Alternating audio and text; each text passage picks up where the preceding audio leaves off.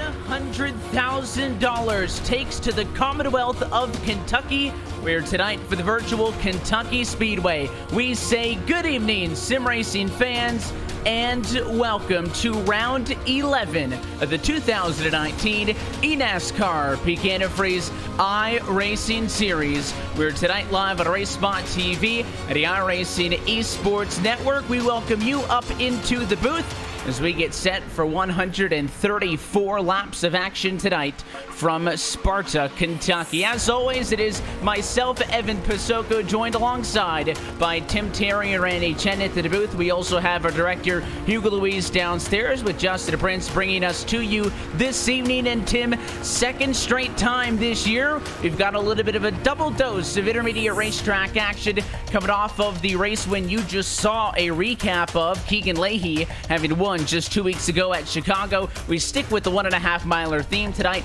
for Kentucky. And you see that schedule graphic. We're now on the second side of that, the second column. We're going to move to Pocono, Michigan, and Bristol to close off this regular season. But there's 4 races to go, including this evening. If you're on that bubble, if you're on that cusp to get into the top 8, and there's a few that are around there, we'll look at that points graphic in a moment. You really have to get going. And here in Kentucky, you can control your own destiny a little bit here. We'll see who hit the setup and see who can hit its field and maybe pick up some points, because we haven't been here in a while.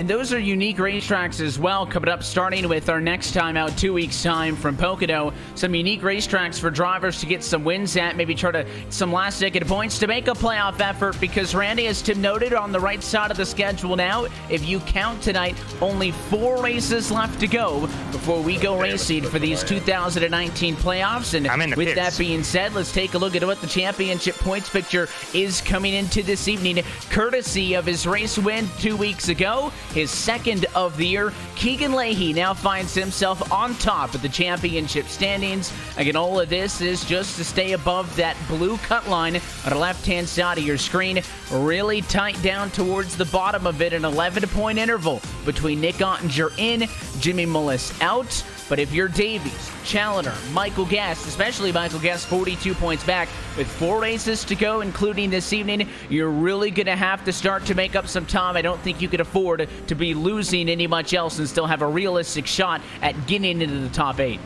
And still looking at those points, even after you drop below Michael Guest, things are still very, very tight. Jake Nichols only a couple points off that 17 car of Michael Guest in 12th, and Logan Clampett only another 2 points back. So from about 9th to, I'd say, 14th, I still think you have a fair shot with these handful of races coming in to get yourself into that top 8 and potentially make a run for the championship. But that said, the top 8 have been just mind-blowingly consistent all year. Keegan, Ryan, Blake, Garrett Lowe, Michael Conti, Bobby Zielinski, Zach Novak, Nick Ottinger, everyone in that top 8 we've seen run at the front of these races pretty much all year throughout, and I think that's going to become important, is consistency, especially going into such a difficult streak of racetracks like we talked about. The last 4 of the regular season, all being very unique: Kentucky, Pocono, Michigan, Bristol, and then the last 4 after that, Darlington, Indianapolis, the Charlotte Roval, and then Homestead.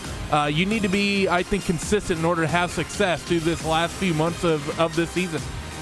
This may be the last bit of stability in the calendar, because after tonight, 4 of our last 5 races will have been on 1.5 mile ovals. After tonight, we only have 1 more true one left, and that is Homestead Miami Speedway at the very end of the year. But of course, Tim, you mentioned this Kentucky Speedway. It's a racetrack that has seen the calendar a couple of times, 5 different years in which we've gone racing at Kentucky, most recently back in 2016, where Kenny Huppy went to victory lane. Yeah, we've had 5 different races. We've had 5 different winners in this at Kentucky Speedway. They've all been 167 laps as well, Evan. We're going to scale back to 134 here this evening. 5 races, 5 different winners. Ray Alfala, I believe, has had 5 top 4 finishes as well. But you look at his season, he hasn't finished in the top 4 this year in a race. So looking to really turn his season around at a racetrack that he's really familiar with. Robert Hall got his first win here back in 2012. Joey Brown got his 3rd and final PEAK Antifreeze Series win here in 14. And then Corey Vincent got his first win here back in 2015. That race only had 1 yellow flag in it. Quickest race we've had here at Kentucky. So it's been a while since we've been here, but looking at this racetrack, I'm looking forward to a barn burner of a show tonight. It should be interesting to see how these cars handle on this racetrack. Of course, on the lighter end of the banking, some of these intermediate racetracks we go to have a lot of banking. The cars really get sucked down onto the track at the corners, and you can do a lot with it. Here, even with this package, I think it's going to take a tad bit more finesse, Randy. Possibly we'll see these cars strung out a little bit more than what we've seen over the course of a majority of these intermediate races, and I think that's kind of tried and true based on what we've seen so far in the practice session. That's winding down as drivers certainly staying in line and attempting to draft off of one another. However, I don't think it's going to be that 4 or 5 different lanes of opportunities like we've kind of been spoiled with the last couple of races. I think you're right. The flatter banking that we have here at Kentucky, because of course this isn't the updated version. We're on still the older. This isn't the repave that we have here on the sim. It's going to make for a lot of dirty air. A lot of the drivers have been complaining about dirty air through the social media and saying it's going to be a lot of push. So keep an eye for that. People are probably going to have to run different lines just to get clean air. But that doesn't necessarily mean multiple lines are really going to work. As always, qualifying took place earlier tonight, about 25 minutes ago. It wrapped up, but the drivers trackside as well just finished their final practice session of the night. So let's go trackside, take a look at tonight's RaceSpotTV starting grid for round number 11 of this 2019 campaign. Front row will feature the number 18 machine of Bobby Zelensky, putting his Joe Gibbs Racing Toyota on pole with that 30.058, just barely squeaking out atop of Brad Davies. It'll be a Junior Motorsports counterpart to the outside in second position. Back on row 3, Kane Cook will get the number 3rd spot tonight along Zach Novak, rolling off from 4th position. Just behind them, Blake Reynolds rounds through your top 5. There's Taylor Hurst on the outside. The JDR Graphics car will roll off from position number 6. Christian Chalner will roll off on the inside. And Jim Beaver Esports joining us here this evening. Michael Gariglia in the 15 car. Ray Alfalo rolls off in the top 10. Benjamin Nelson to his outside. Brian Luther is going to start in the 11th spot with Corey Vincent in 12th. Chris Overland in 13th. Michael Conti in 14th. And Malik Ray will round out your top 15. Malik Ray is going to have Michael Guest joining him on row 8, so to be the 16th spot on the grid for the 17 as the field rolls. Jimmy Mullis, Jarl Tien on row 9, with Nathan Lyon in 19th, and Logan Clampett scored P20. Nick Ottinger's a former winner here. He starts 21st. Dylan Duval 22nd. Brian Schoenberg 23rd. Jake Nichols 24th. And Logan Kress 25th. Phil Diaz, who's currently sitting right on the bubble spot for the top 20 in points. He'll roll off 26th with Eric J. Smith 27th. The other new of the Jim Beaver Esports cars, Ashton Crowder will be 28th. Chris Shearburn 29th and Casey Kerwin in 30th. Rest of the running order going to scroll across the bottom of your screen. Let's talk a tad bit more about this Kentucky Speedway. Of course, 1.5 miles in length, but that banking is very critical along with the older pavement. 17 degrees at 1 and 2, a little bit shallower down at this end of the racetrack in turns 3 and 4 for 14 degrees of total banking. We get set for the shortest Kentucky race we've ever seen in this series, 201 miles start to finish tonight as the pace car gets set to dive down to the safety of the pit lane. The field is in the hands of the number 18 Toyota of Bobby Zelensky as we say, let's go racing from Kentucky. Round number 11 is underway. Great qualifying effort for Brad Davies on the outside, but caught sleeping a little bit on this start. Kane Cook to the inside already, and we're 3 wide in behind them. Ray Alfalo to the inside of Chalner, trying to pick up 1 spot and bring along his teammate. Those spin cars look good on the inside. Chris Overland trying to follow through too. And all of that 3 wide simply because Guerrilla is the one going the wrong direction on the outside line. He'll find a spot now, tucking behind the 53 of Luza, and is able to get down and really not lose a ton of positions, but 2 by 2, that point on back.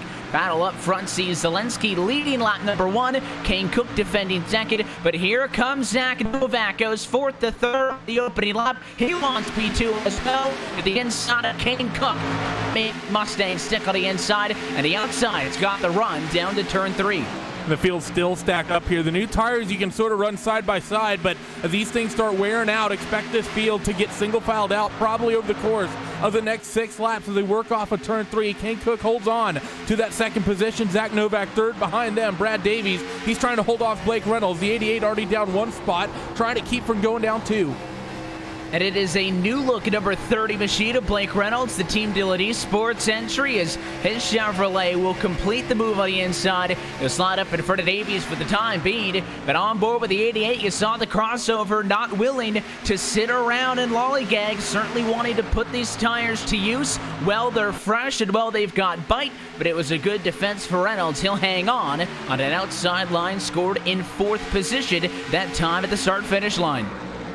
And how about that new scheme for Reynolds as well? Great to see some new colors on that beneath number 30 for Team Dillon Esports. In behind, Brad Davies holding on to that spot. Taylor Hirsch trying to come to the front, and right in behind, as you see, a couple of drivers maybe poking to the inside, trying to make some moves, but really nothing going on within the top 10, at least right now. Looks like these drivers have found a place to ride. Malik Ray is the first one back there on that outside line, and we've got one battle a little closer towards the front of the field as you ride on board with Gariglia coming across the stripe here to complete lap number 4 and start lap number 5. The onboard shot shows you how tucked up he was to the back of Lucy. Good as opportunity as any to give you a shout out and a call to Jim Beaver Esports. As Tim mentioned on the grid, Randy, the newest team to officially join this 2019 eNASCAR PEAK Antifreeze iRacing Series. Their drivers, an all-rookie lineup of Michael Gariglia, Eric J. Smith, the winner earlier this year from Auto Club Speedway, and Gariglia right now carrying the torch for that team on the inside of Lusa, trying to make a move for P8. So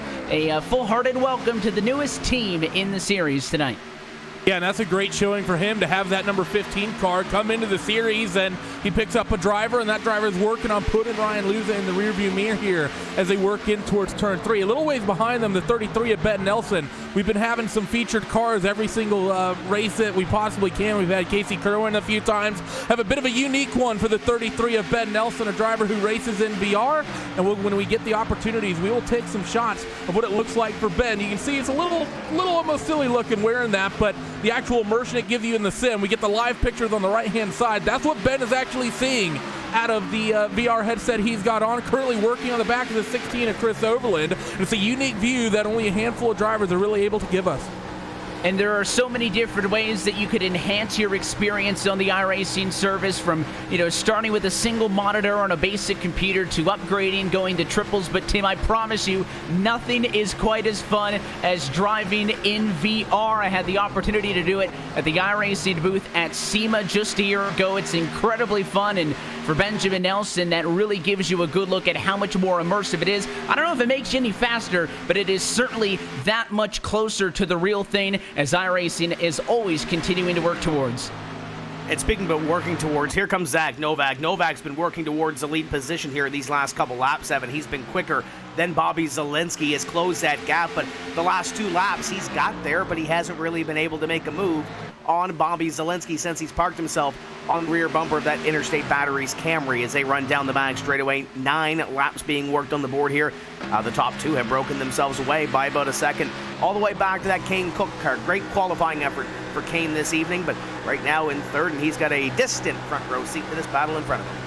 He's the second off for the race leaders, but also with a half a second to cushion over the likes of Reynolds and Hurst, so not an uncomfortable spot as there's a lot of green up towards the front of the field. Novak to the bumper that time, not forcing the issue, stays off behind him, and you can see Bobby Zielinski getting the left side tires down and onto the yellow line that time to get that car to rotate. Here is a run for Novak. He'll dive to the inside at lap number 10. The first battle for the race leader we've seen tonight. Can the 6 car make it stick? It's a pretty good exit out of 4, and it'll be a drag race to lead this time through inside the small advantage as Novak deploys the apron. It's a good run, though, for Zielinski up top coming off of turn 4 in towards 1 and 2, though. Let's see what's going to be the preferred line as these tires start to wear off. The trend this year has been the top side is where it's easy to defend, and the 18 of Zielinski able to clear the 6 coming off turn 2. So it might be the situation here, Evan, that as these tires get worn in, you basically are unable to carry really much speed coming off the bottom of the racetrack. We just saw that with the 6. Maybe Novak will check in about 10-15 laps, see if he's able to get another assault going on the 18, see if things change up for that 6 car, because he has been good on old tires pretty much all season. Your leaders that time at 1, top it off at 176 miles an hour. It looks like Zielinski as slow as 153 in the center. The big thing with this package, Tim, is there hasn't been a lot of tire fall off quarter entry speed and your slowest speed in the quarter hasn't been that much of a variance over what we have seen in past years with other packages. It's just been a lot more constant. Not tonight, though. Again, with this older version of Kentucky, still that old, worn, and abrasive surface, these drivers are already looking at nearly a second and a half of fall off only through the first dozen laps.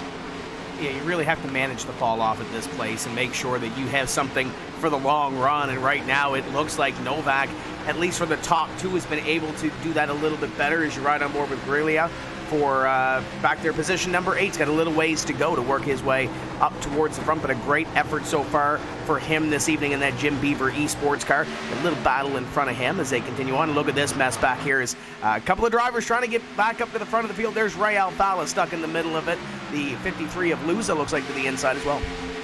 And you'll notice in this group that orange number 4 of Nathan Lyon, that is not for position. Lyon was slated to start this race in 19th, but he is 4 laps down right now in 39th out of the 39 cars. The 21 machine there of Alfala got pushed up against the wall as they were fighting for some real estate, and Luza made a bold move in front of him. So just keep in mind that the 4 is not for position, but everybody else is clearly going at it, and Luza cutting no slack there to Alfala as he moves his number 53 machine up into a race high P10 as he tries to gain some distance on the outside line. And it's a terrible situation for that number 4 of Nathan Lyon to come out in. Technical issues putting him a handful of laps down early here, but he gets buried in this pack where these guys fighting so hard, as you just saw. He can't really duck out of the throttle anywhere. He's just locked in with a bunch of cars, and on a slightly new rubber after rolling off the pits, he's trying to work his way towards the head of this field, maybe get at least another lap up on him. He's going to try to get by the 33 of Ben Nelson and the 15 of Michael Griglia as those two fight for 8th and 9th. And it's all kind of working out. You can see that all of the other cars who are on the quote-unquote older tires, the cars who are battling, for these top positions, they've got that wear, so they're running a little bit higher up the racetrack. That 4 machine's a little bit greener, that tad bit extra bite. He's able to make the bottom work, and therefore they're not really overlapping each other's lines. He's been able to navigate this pretty successfully. So we'll continue to monitor how he tries to work his way through, and he'll need a little bit of luck at a couple of yellows if he wants to get back into this race. On board again with Benjamin Nelson, taking a look out the front end. Michael Griglia is in front of him down on the inside. It's the battle for 8th and 9th position. And he's got a little bit of a gap back to those drivers in behind him as they race for that position. And keeping a half eye on those drivers up in front as well, Evan. Zach Novak's tried to make a couple of moves the last couple laps, but we've seen this out of this package. You kind of get to the inside. You have to work that inside a little bit to try to get that outside line to waver a little bit. So they've been going back and forth the last couple laps. Zach Novak would get to the inside, try to make a move. Bobby Zielinski would roll the top and get back to the front. The driver that is on the move is behind them. It's Taylor Hirsch. You see him in your shot right there. Hirsch made the move on Kane Cook. He's now 1.2 seconds in behind Zielinski and Novak. So he is making some inroads from where he was about 10 laps ago. Taylor Hirsch on the move, trying to get towards the front of this field and parked right now in position number 3. No pressure from behind, but speaking about behind, we might have a battle on our hands because Kane Cook has his hands full. Oh, Novak on the 18 of Zielinski making a move for the lead up the inside of 1 and 2. And that was a really late dive down into turn 1, so he's not going to be able to make that stick. He just didn't have the arc that he needed. And I think Bobby Zielinski very aware of both, how both of those cars are struggling, moving, of course, that lane up. You see the 18 a whole lane higher than the 6 was in 3 and 4, leaving the inside open, kind of daring the 6 to make the move. I think Bobby Zielinski is pretty comfortable in defending, using the outside line to hold that 6 car off. Just to wrap up that point with Kane Cook, he's really under fire. It was not that long ago, 10 laps maybe, that he had almost a second advantage over 4th, 5th on the back, and now he's trying to hold off Challenger, who's on the inside. Not the greatest run off of 2 for the 37, but the 4 car is right there as well. Again, Lyon is not for position, so the battle here is between the 2 and the 37.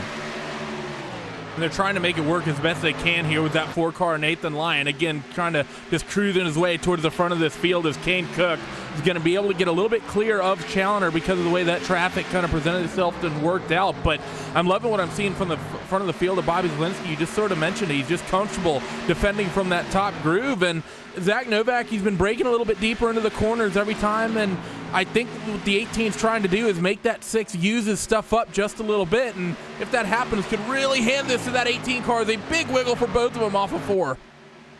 A big wiggle as they're really pushing it. They've stretched the gap to 1.2 seconds, but Taylor Hurst has been exchanging fast laps between he and those top 2. Seems like every other lap he's better, they counter, and of course when they get close to one another and fight for the race lead, it does bode well for the 74, but that was another big slide for Zelensky at a quarter number 2. You're looking at some of the other battles in a pack as well. Everybody really pushing the limit. It's funny that the race cars look tight, Tim, as the tires start to get that wear and they push up, but these drivers are trying to hook it around the inside there, that they are stepping it all the way out to the wall with just inches to spare oftentimes.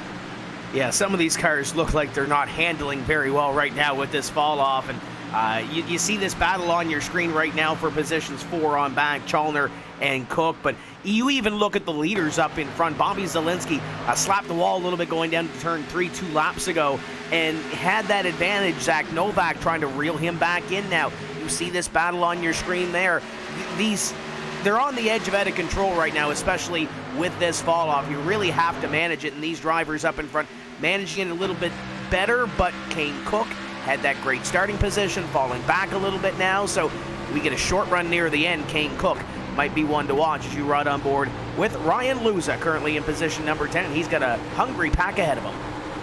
It's been one of the more exciting spots on the racetrack, right in and around position number 10. Luza behind Nelson, who's behind Guerrilla, and all of this connects to that battle with Kane Cook that we've been following. The 30 machine of Blake Reynolds now, the most recent driver to complete a pass on the Round and Graphics Ford Mustang. So it is a position gain for Reynolds. He goes back to where he started this race in P5, and Kane Cook continues to be one of the drivers on the slow end of the stick, per se, for those on this run. He was one of the better cars, even, Randy, early in this run, but since then the two machines have been slipping back, and it's certainly that he can't wait for green flag pit stops to come. Not all that far away, but not quite on the cusp yet as we're running now lap number 25.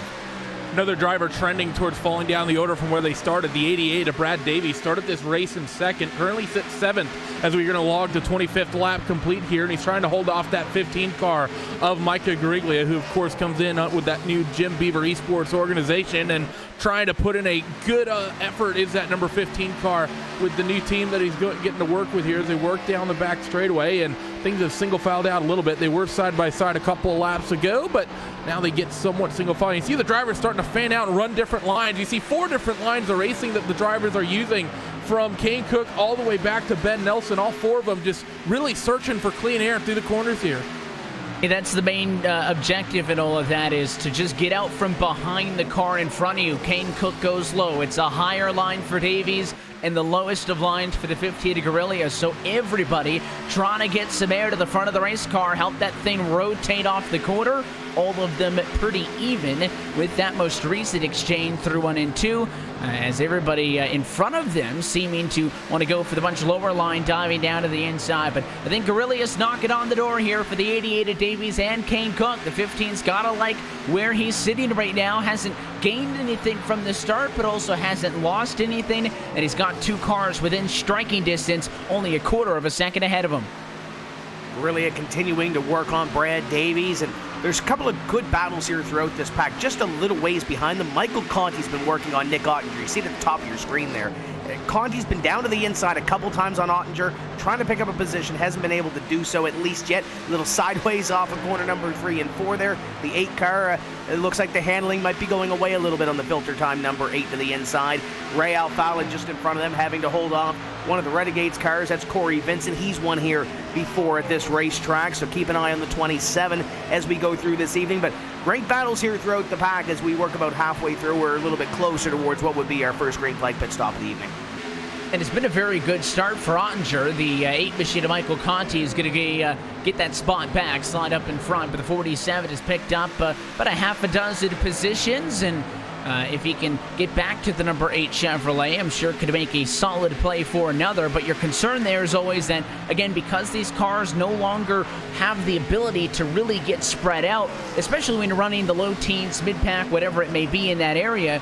You know, the 47 who goes, thought he had the move on Conti, just missed out on it. Now all of a sudden, Randy, he's having to play defense because that 60 to Chris Overland, Jarl Tien, they're now closer to his back bumper than he is to making a move on Conti once more. So that sense of urgency returns as Ottinger gets back up and on it.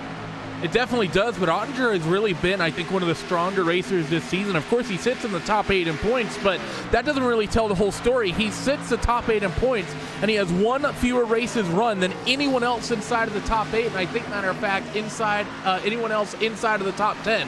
So he has one less race that he opted to get points. Just, pulled a goose egg after pulling a penalty, and he currently sits in a situation to get himself into the championship 4 that'll race, into the playoffs going in towards Darlington. So a fantastic season from the 47 is behind them. The 17 of Michael Guest has his hands full with the 66 of Jarl Tien.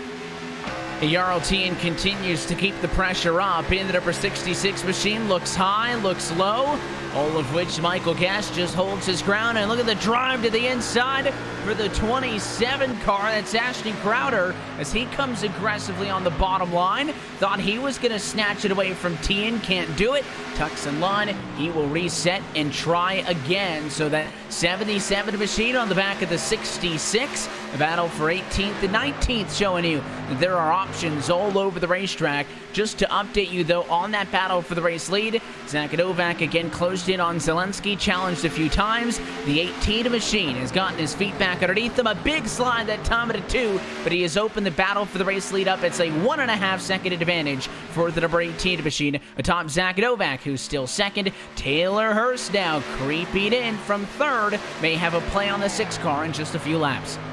I think Bobby Zelensky might be a little bit better on the longer run than those two, but Randy did mention it as well. When Bobby Zelensky went to the outside, the inside was occupied by Zach Novak, using his stuff up a little bit more on the inside line, and Zach Novak has now fallen back into the clutches of Taylor Hurst. And as they do that, Bobby Zelensky gets a little bit smaller in the windshield as they work around this Kentucky Speedway. Keeping a half eye on the battle between the 27 of Corey Vincent, the 21 of Ray Alfala, and the 8 of Michael Conti. They have been going at it for the last couple laps. Corey Vincent has been working that inside line for the last 2 or 3 laps, kind of skates up the racetrack here at a corner number 4, back in behind Ray Alfala. But as they've been battling, it's closed in. Ryan Luza in front of them as well. So not only are they exchanging spots, there's one there. Michael Conti moves up one. Ryan Luza is being caught by this little pack here, and this will now be a battle for position number 11. And in this group, of course, there's still Ottinger, who's been trying to make moves. Jimmy Mullis, the 46 machine, maybe a tad bit quieter. He's just stretched himself in front of this group. He's also picked up 7 positions and wants to challenge Benjamin Nelson for P9. Good run that time at a 4. Thinks about diving to the inside. The lane's going to be there, and here comes the challenge for 9th on track as Mullis comes up the inside of Ben Nelson.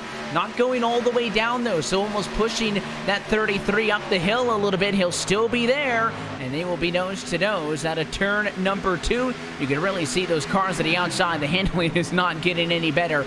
Everybody all kinds of loose, just showing you how hard they're pushing it. And a 46 car slides up over the nose to Nelson, and he cut him a break there by rolling out of the gas, and Mullis will get the spot, not without confrontation. Yeah, the 46 there, he tried to slide job that a little bit entering turn 3, and Ben Nelson really gave him a little bit of a break there as behind. We're starting to see the battle of the champions start to pick up between Ryan Michael Luza, Michael Conti, and Ray Alfala all lined up. But the 27 of Corey Vincent, maybe not done fighting with Ray Alfala just yet. He gets a good run and closes as the 8 actually gets another very good run on the 53 of Luza out ahead of them. So this trail, it'll be fun to watch the 3 current champions run in this series and are currently running in this series. Do battle as a 53 of Luza. He's going to get a big wiggle off of 4. That's going to open the outside up to the 8 of Michael Conti. We've seen the inside not work for passing. Can the 8 make it hang out there on the outside? So far, nobody has taken the dive down to the pit lane as we work lap number 38 of 134. And Tim, in the strategy scheme of things, 45 would be the magic number if you are going for a two-stop strategy, 45 to 90, and that would get you just to the distance of 134. Is that what we think the drivers are going with tonight? I believe that's what some of these drivers are thinking, but as we've seen before with this series, we might see some drivers go a little bit further, maybe anticipate a caution flag, hope they catch a little bit of luck, and let that play out from there. But I've been hearing some two-stop strategies being thrown around here, so we'll see what transpires here throughout the evening. But Bobby Zalenski right now, it's about to be a 2-second lead on the rest of the field. Zach Novak has fallen back to about 2 seconds behind the field. So we'll see what Bobby Zalenski does on his strategy. We'll see what the rest of the field does here. And this battle continues to be one of the best on the racetrack, at least for the last 15 laps or so. Corey Vincent continues to hound the back bumper of that Wood Brothers number 21 of Ray Alfala. Awesome little battle here for position. And the 27 wants to stick it out to the inside. He's got the positioning, just never got up alongside the driver's side of the 21 Ford. So he'll reset, come down into 3 and 4 as the sun tucks behind the clouds. Racetrack cools down just a tad bit as when it's out in the sun, track temps at 117 degrees. So this little bit of shade helps cool things down. Keegan Leahy, though, down to the pit lane. Going to kick off this cycle of service. And that is to the shorter end of what we expected the strategy to be. And he's got a handful of cars down with him as well, as this battle between the 27 and the 21 continues, which will translate into a top 10 spot shortly. They still fight side by side, but you're right. It's a nice handful of cars we have on pit road. Logan Clampett down there. I see Logan Crest down there. Keegan Leahy, he rolls off at the moment. So pit stop window officially open. Maybe a little bit on the early side. We talked about the drop-off after about 10 laps being about a full second, maybe about closer to 15, being close to a full second. As we run, they've only dropped off another second here, kind of high 30s, low 31s for most cars at the start of the race. Now they're doing high 32s, so about 2 seconds over 40 laps. Not the worst, and it seems like we might get a lot of tire wear early in the run, Evan, but it seems to taper off, and near the end of the run, kind of get what we typically see week on week. Yeah, it feels like we lost about a second and a half of fall off just in those opening 10 laps, and then to get that same amount of degradation, it was spread out along a much further period of time, basically for the following 30 laps. But this early pit does surprise me, Tim, and every race thus far up until we started racing at Chicago a week ago with this new green-white checker system in effect. It didn't really matter if you had a little bit of extra fuel, as Zach Novak will come down for the race from P2, I should say, dropping it out of the battle for the race lead. Bobby Zalenski still out there in the 18, but I mean, if you're going 45, in theory, this pit stop coming at 44, that would get you just to 135. Of course, you can probably go 55 max on fuel, but something these drivers and teams and crew chiefs have never had to calculate before is in effect, and that is you do have to plan for a little bit more than scheduled distance. And it should force the hand of some of these leaders here the last couple laps. Here comes Zalenski down on the pit road. He slowed his pace a little bit the last couple laps compared to what Zach Novak was turning. So Zalenski will take the opportunity to head down pit road. Taylor Hirsch will lead his first lap of the evening here on lap number 44 into 45. But you're going to see the pit strategy change a little bit, I would think, on that second stint. But as you mentioned, if the numbers work out, they would barely get there to 134, 135, which is where you need to be at the end of the run. There's Benefield to the inside, getting one lap back on the 74 of Hurst. As Hurst is high on the racetrack at corner number 4. He'll stay on the racetrack this time to complete 45. And no shock that the call is going to be for 4 tires and fuel, so everybody on the same page. Now down at the pit lane is Christian Challoner, the JTG Doherty race at entry, coming in from 3rd. And the race lead still in the hands of Taylor Hurst at the moment. He just passed and lapped Bobby Zalenski, who's exiting the pit lane in the Interstate Batteries Toyota. How much of a difference is that one lap going to be? These drivers have to hug that very thin apron all the way around to the exit of turn number 2. Zalenski pulling out into traffic now. Here's the cars that he was racing against earlier, and all of them, having pitted earlier than he did, have closed the gap in just like that. All of a sudden, as Taylor Hurst gives up the number 1 position, there is a lot of company on the back bumper of the 18 car, and a caution flag flies at lap 46.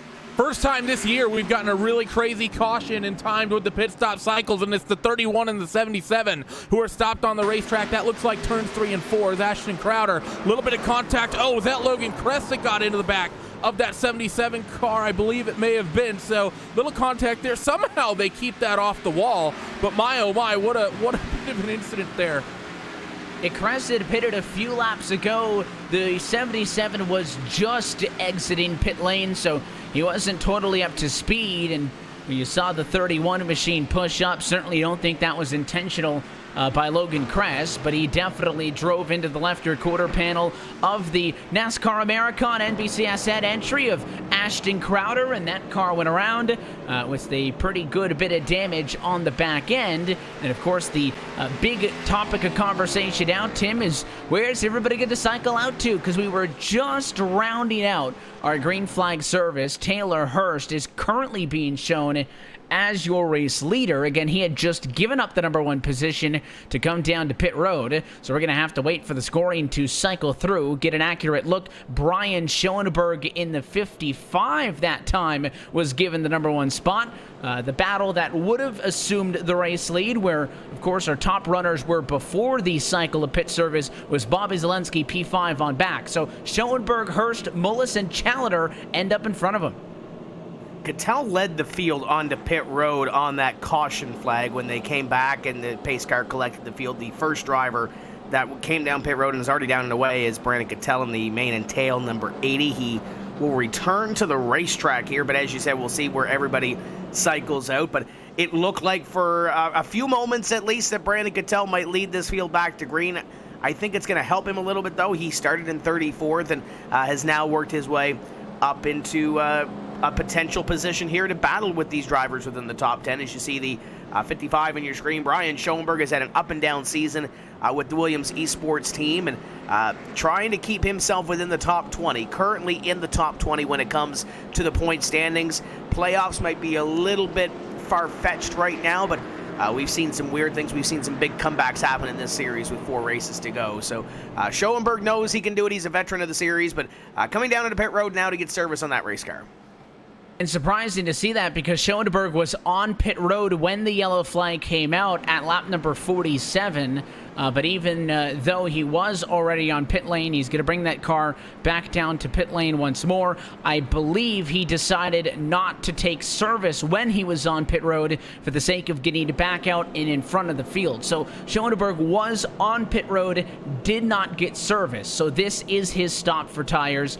Taylor Hurst was also on the pit lane at lap 47. Same time Schoenberg was down there. However, the 74 did opt to complete his service. So he got his service. Jimmy Mullis as well in the #2 spot, and Challenger just a lap before them on lap 46. So that's the difference between Schoenberg and these other three, is Schoenberg is the only one of them that was on pit road but did not get the service right as the yellow came out.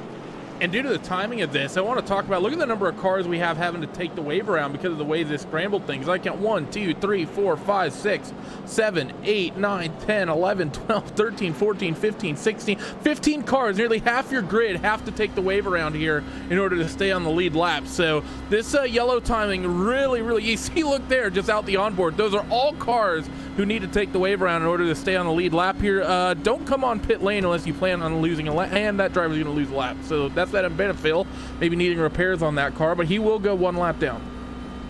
And that's a lot of cars in front of Hurst, and they are going to get that wave around when we come to take the 1 to go. So as the lights go on top of the pace car, that is a lot of cars right now that only have about a pace lap's worth of time. So looking like they'll have about a minute to go all the way around, get doubled up, and something tells me that not all of them are going to be in the best position by the time this race starts, because there's that little bit of a sag before things actually get all the way through and into the right spot. But coming off of our first caution flag of the night, we get set for a restart. This portion of tonight's broadcast is brought to you by PEAK Antifreeze, the official antifreeze of the 2019 eNASCAR PEAK Antifreeze iRacing Series. 34 cars total. Going to cycle back through to the lead lap. We will have 4 cars running 1 lap down, and then Nathan Lyon in the 4, still trucking. He was 4 laps down earlier. He was able to get 1 back on that first stint, so he's 3 laps down. 39th, everybody's still in this race, with the race start coming up 50 laps behind us. And Taylor Hirsch, Jimmy Mullis, and Christian Challoner, a fantastic opportunity to make the most of a little bit of luck here as we go back. Green flag racing and a good jump for the 74. Taylor Hirsch was coming on that last green flag run. The one thing he has now is clean air in the JDR Graphics number 74. He'll hop out to the lead. Look at Chalner taking a little peek to the inside of Mullis, battling for second. And Zach Novak's been able to get by the 18 of Bobby Zalinski as they come off of corner number 2. Little contact there. Brandon Cattell to the inside. We're 3 wide down the back. No P's and Q's there. Zelensky bowls his way through the middle line. He's going to get in front of the 6 at Novak. Maybe no. The 6 fights back. 3 wide in front of him now as the battle for the race lead sees Challoner on the inside. Hurst in the middle. Mullis on the very outside. 3 wide into turn number 1. Inside. The best positioning. No. Challoner can't get back into the gas. Reynolds is really tight. They're 4 wide behind the battle for the race lead as all of this goes down the back straight away to turn 3. We have 82 laps left to go in this race, and you'd think we'd have 2 laps the way some of these guys are running up and down this field. Still 3 wide. The 6 of Zach Novak has gotten by the 18, and he's making it a 4-car battle for the race lead. Jimmy Mullis is going to lead at the stripe as the 6 of Zach Novak. He works the outside of the JTG Daughtry entry of Christian Challoner. He's going to stay in line, though, with the 46 as Taylor Hirsch is going to lose that race lead on the bottom. It's going to be Jimmy Mullis who pulls clear. Now the 6 of Novak. He's going to slot on the outside of the 74. And the 46 clear into turn number 3. So Jimmy Mullis ends up in the lead. Zach Novak positioning himself at the outside of Hurst for second. 3 wide behind them for P4 as Bobby Zalinski, who probably would have maintained his race lead had this caution flag not come out, needs to do something he hasn't done all night, and that is deal with traffic as he looks to the inside of the 6. Can't go there. The 37 of Challoner boxed him in that time at a 2. Now he's got the space. To the bottom line he goes. That hole closed up really tightly for Bobby Zalinski, but now, as you mentioned, works the inside of Zach Novak. The one thing that he does not have right now, Evan, as you mentioned, he doesn't have clean air. He's had clean air for a majority of this race. Jimmy Mullis has been able to pull away just a wee bit from this battle as Taylor Hirsch closes back in. As I say that, in corner number 2, Zach Novak up the track a little bit. Bobby Zalinski looked low, nothing doing there. Challoner in position number 5 for side-by-side battle. Looks like that number 80, Brandon Cattell, still looks racy to the inside, or at least took a peek on that number 30.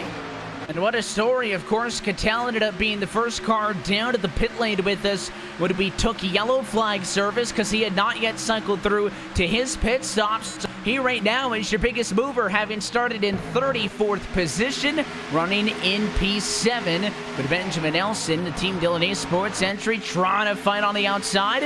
He'll get a good run that time at a 2 and make it neck and neck now down to the far end of the racetrack. Cattell on the inside line in a good enough position to make a fight out of this as they've single filed out in front of them. And Nelson just can't quite get the run he wants on that outside as they work through the trioval. A couple drivers taking all the way down to the apron here as they run through. The 62 Keegan Lay, your points leader, he was all the way down there. At the front of the field, things are starting to string out a little bit. The 18 starting to struggle with the dirty air. Let's look at the 33 of Ben Nelson. What a run. I think Blake Reynolds made a mistake on the bottom, and he went for the opening up top. Great move from the 33. The whole outside line's got a big charge. The 33 and Nelson comes on by. Here comes Cattell in the 80 car on the outside as well. It looks like it was just a really bad exchange for the 37 and the number 30 car. Reynolds and Challoner both got real tight down low, and the big winner on all of that is Nelson, who rockets by Bobby Zalinski. Another position gained as he's shot out of a cannon for the 2nd lap in a row. Ben Nelson rolls that top, moves up to position right ahead of Bobby Zalinski and leaves him behind to fight. Little cloud comes over the racetrack. Christian Challoner trying to take it away from Brandon Cattell, trying to pick up one spot and tries to close in a little bit closer towards the front of the field. Bobby Zalinski next up on the list for the JTG number 37. Up in front continues to be Jimmy Mullis leading this race. Taylor Hirsch 2 lengths back, and now they have a little bit of a gap with everything going on behind them. There's a little bit of a gap back to that number 6, Zach Novak. And that space is going to allow Nelson to take a deep breath and try to get back in here. But this 33 is on an absolute tear right now. Best car off of the restart. And Tim mentioned the shade and the shadows coming over the racetrack. I mentioned that the track temps a little bit ago, Randy, were up in the high 119 or so area, 118 degrees. It's down to 96. So this prolonged cloud coverage has really brought the temps down, tossed a little bit of extra grip into the racetrack. And here's your VR on board with Nelson to the inside of the 6. This one a fight for P3. Oh, what a fun camera angle this is a 33 of Ben Nelson trying to get the run on the bottom, not quite able to do so. And he's going to just get right in line here from behind this 6 car. Let's see if he can maybe set up another move here in towards turn 1. Not going to happen, but you're right. With all this overcast and all the clouds, there's actually the 37 of Challenger in the background. He makes a move on Bobby Zielinski as well, as the fight for the lead is about to become 4 cars strong. All these clouds have really brought the temps of the racetrack down, and that's going to affect the way these cars handles. We're 61 laps into this, and through the first 55 laps, the track was hot. It's now cooled off, and now that sun starts to creep back out a little bit. Temps might start going back up. And I am surprised that Bobby Zielinski's not out of this yet. He's only a second off for the car in front of him, but as Challenger goes back to the inside, I really thought that this Interstate Batteries Toyota would be a lot sharper off for the restart. But again, traffic is not something he's dealt with. He looked fantastic when he was up there defending the clean air, was the best car on track. And again, without that yellow, would probably have a lead with a handful of seconds in his back pocket. Instead, he's just trying to stay top 5. Challenger is really working him over, as now your top 4 have all lined up single file and pack them within 0.4 of a second of each other. It's Mullis, Hurst, Novak, and Nelson. There goes the 33 to the inside of the 6 again, but it's not going to happen in 1 and 2. Got to the inside, but really didn't have a run to make it work on the inside of the 6 of Zach Novak. Jimmy Mullis, Taylor Hurst continue to lead. And look at the sun coming back out around this racetrack as you ride on board with Ben Nelson, looking at those 3 ahead of him and trying to get to the lead position, one of the quicker race cars here on this run. But back to your point for a moment, you talked about that number 18 of Bobby Zielinski as 6 of Zach Novak goes to the inside. What a run that he gets trying to clear Taylor Hurst in the 74. Can he get up the racetrack? A little slide job here. Hurst going to have that line on the outside and going to battle with him back for position number 2. I was about to say, Zielinski and Hurst, as you ride on board with Ben Nelson, have long run race cars, or at least we saw that in the first run. 20 to 25 laps in, those cars seem to get a little bit quicker. So we'll see if that happens here, and see if that happens to Robbie Zielinski in that dirty air, as Ben Nelson got a great seat for this battle in front of him. He's looking to the outside of Zach Novak here now as they dive it into 1. And it is a bit of a risk for Novak to have made this move to the inside. Again, Nelson was trying to pass him on the inside multiple times, couldn't do it, and he just tucked up behind the 6. But I mean, this move to the inside, if it doesn't pay off for Nelson, or doesn't pay off for Novak, could effectively give Benjamin Nelson a de facto spot, because now the roles are reversed. It's the 33 on the outside with the momentum, and just like that, he moves into position number 3. Big run for Taylor Hurst now. He'll dive low on Jimmy Mullis for the top spot, and you have to feel that Nelson's going to sit this one out as well and wait. Does he fill the gap on the outside to the second time in a row? Yes, he does, and these drivers are just helping the 33 by going to the inside and giving him that top line, Randy, which is clearly where he likes to put the 33 car. See exactly what happened. Taylor Hurst really just looked in the rearview mirror at Zach Novak and say, "Ha, you thought you were good giving away 3rd place? I'm going to throw 2nd place away and give it to Ben Nelson." We've seen it a couple times. You cannot make that inside line work once we get 10 or 15 laps into the run. Zach Novak tried it on Bobby Zielinski in the opening stint. Now Taylor Hurst tried it, and he's busy stuck defending on the bottom as the 33 of Ben Nelson will take 2nd away. This is playing out, even though it's not close and tight pack racing, it's almost a little bit like a plate race. You have to pick your spots. You just can't say, you know what, I'm going to send it into 1, get up the inside, because that bottom line is not where you want to be. It is a lot smarter to sit and ride if you cannot make that pass, especially with as many laps as we have left to go. The 33 of Ben Nelson, he just got gifted 2 spots. As the 6 of Novak, he wants to pick that spot up on the outside, and he's going to get back to 3rd. And not to say that he's not working here, but he didn't do anything. He just stayed in line behind Mullis, ran his line. Both of those cars got out of his way, and Benjamin Nelson now finds himself in the number 2 position as we come by this time to take the cross flags and halfway home in tonight's Kentucky 200. A dive to the inside for Zach Novak to take P2 back, taking advantage of a small mistake and a rare one at that at a Nelson. Going to keep this fight inside of the top 4 alive. But with that being said, let's take a look at our iRacing midway race break. It's brought to you by iRacing, the world's premier online racing game with professionally sanctioned series by the likes of NASCAR and many more. At lap number 69, Jimmy Mullis is your race leader. 2 car lengths atop of Zach Novak, who scored in P2. Benjamin Nelson is still 3rd. Taylor Hirsch challenging for the number 4 spot, and Christian Challenger closing in from P5. This is the battle that we have been watching and will continue to follow through this portion of the race. Behind them, though, Bobby Zelensky is second back. Your pole sitters in the number 6 position. Brandon Cattell is 7th. Michael Conti right now running in the number 8 spot. He's got Corey Vincent behind him in 9th, and Garrett Lowe rounds out your top 10. Yeah, great run for Lowe, up from 33rd as you keep a half eye on that battle for the lead in front. Blake Reynolds and Ryan Luza duking it out for position number 11 right now. Keegan Leahy continues his march up towards the front of the field. Nick Ottinger, Kane Cook has fallen to position number 15, and Brad Davies has fallen to 16th right now. Logan Clampett, Ryan Lowe, Ryan Schoenberg, and Michael Grillia rounding out your top 20 right now in that 15 car. Jarl Tien in the 66, 21st. Michael Guest, 22nd. Ray Alfala, 23rd. Qualified decently. He's fallen 14 spots. Dylan Duvall, 24th. Eric J. Smith, 25th, with Casey Kerwin, Nick Shelton, Phil Diaz, Jake Nichols, and Malik Ray rounding out your top 30. Final company cars still on the lead lap. Chris Overland is scored in 31st position. 32nd is Cody Bias, with Chris Shearburn and Casey Tucker 33rd and 34th. Completes the amount of cars that are on the lead lap. 1 lap down is Ashton Crowder, 35th. Logan Kress, 36th, with Adam Benefield in 37th, and Timmy Hill in 38th position. And then it is just Nathan Lyons still down 3, 39th position. And all the way at the back, no drivers to the garage thus far. That's been a look top to bottom at your iRacing midway race break as we go side by side for the race lead again. Novak to the inside of Mullis. The 46 defends once more.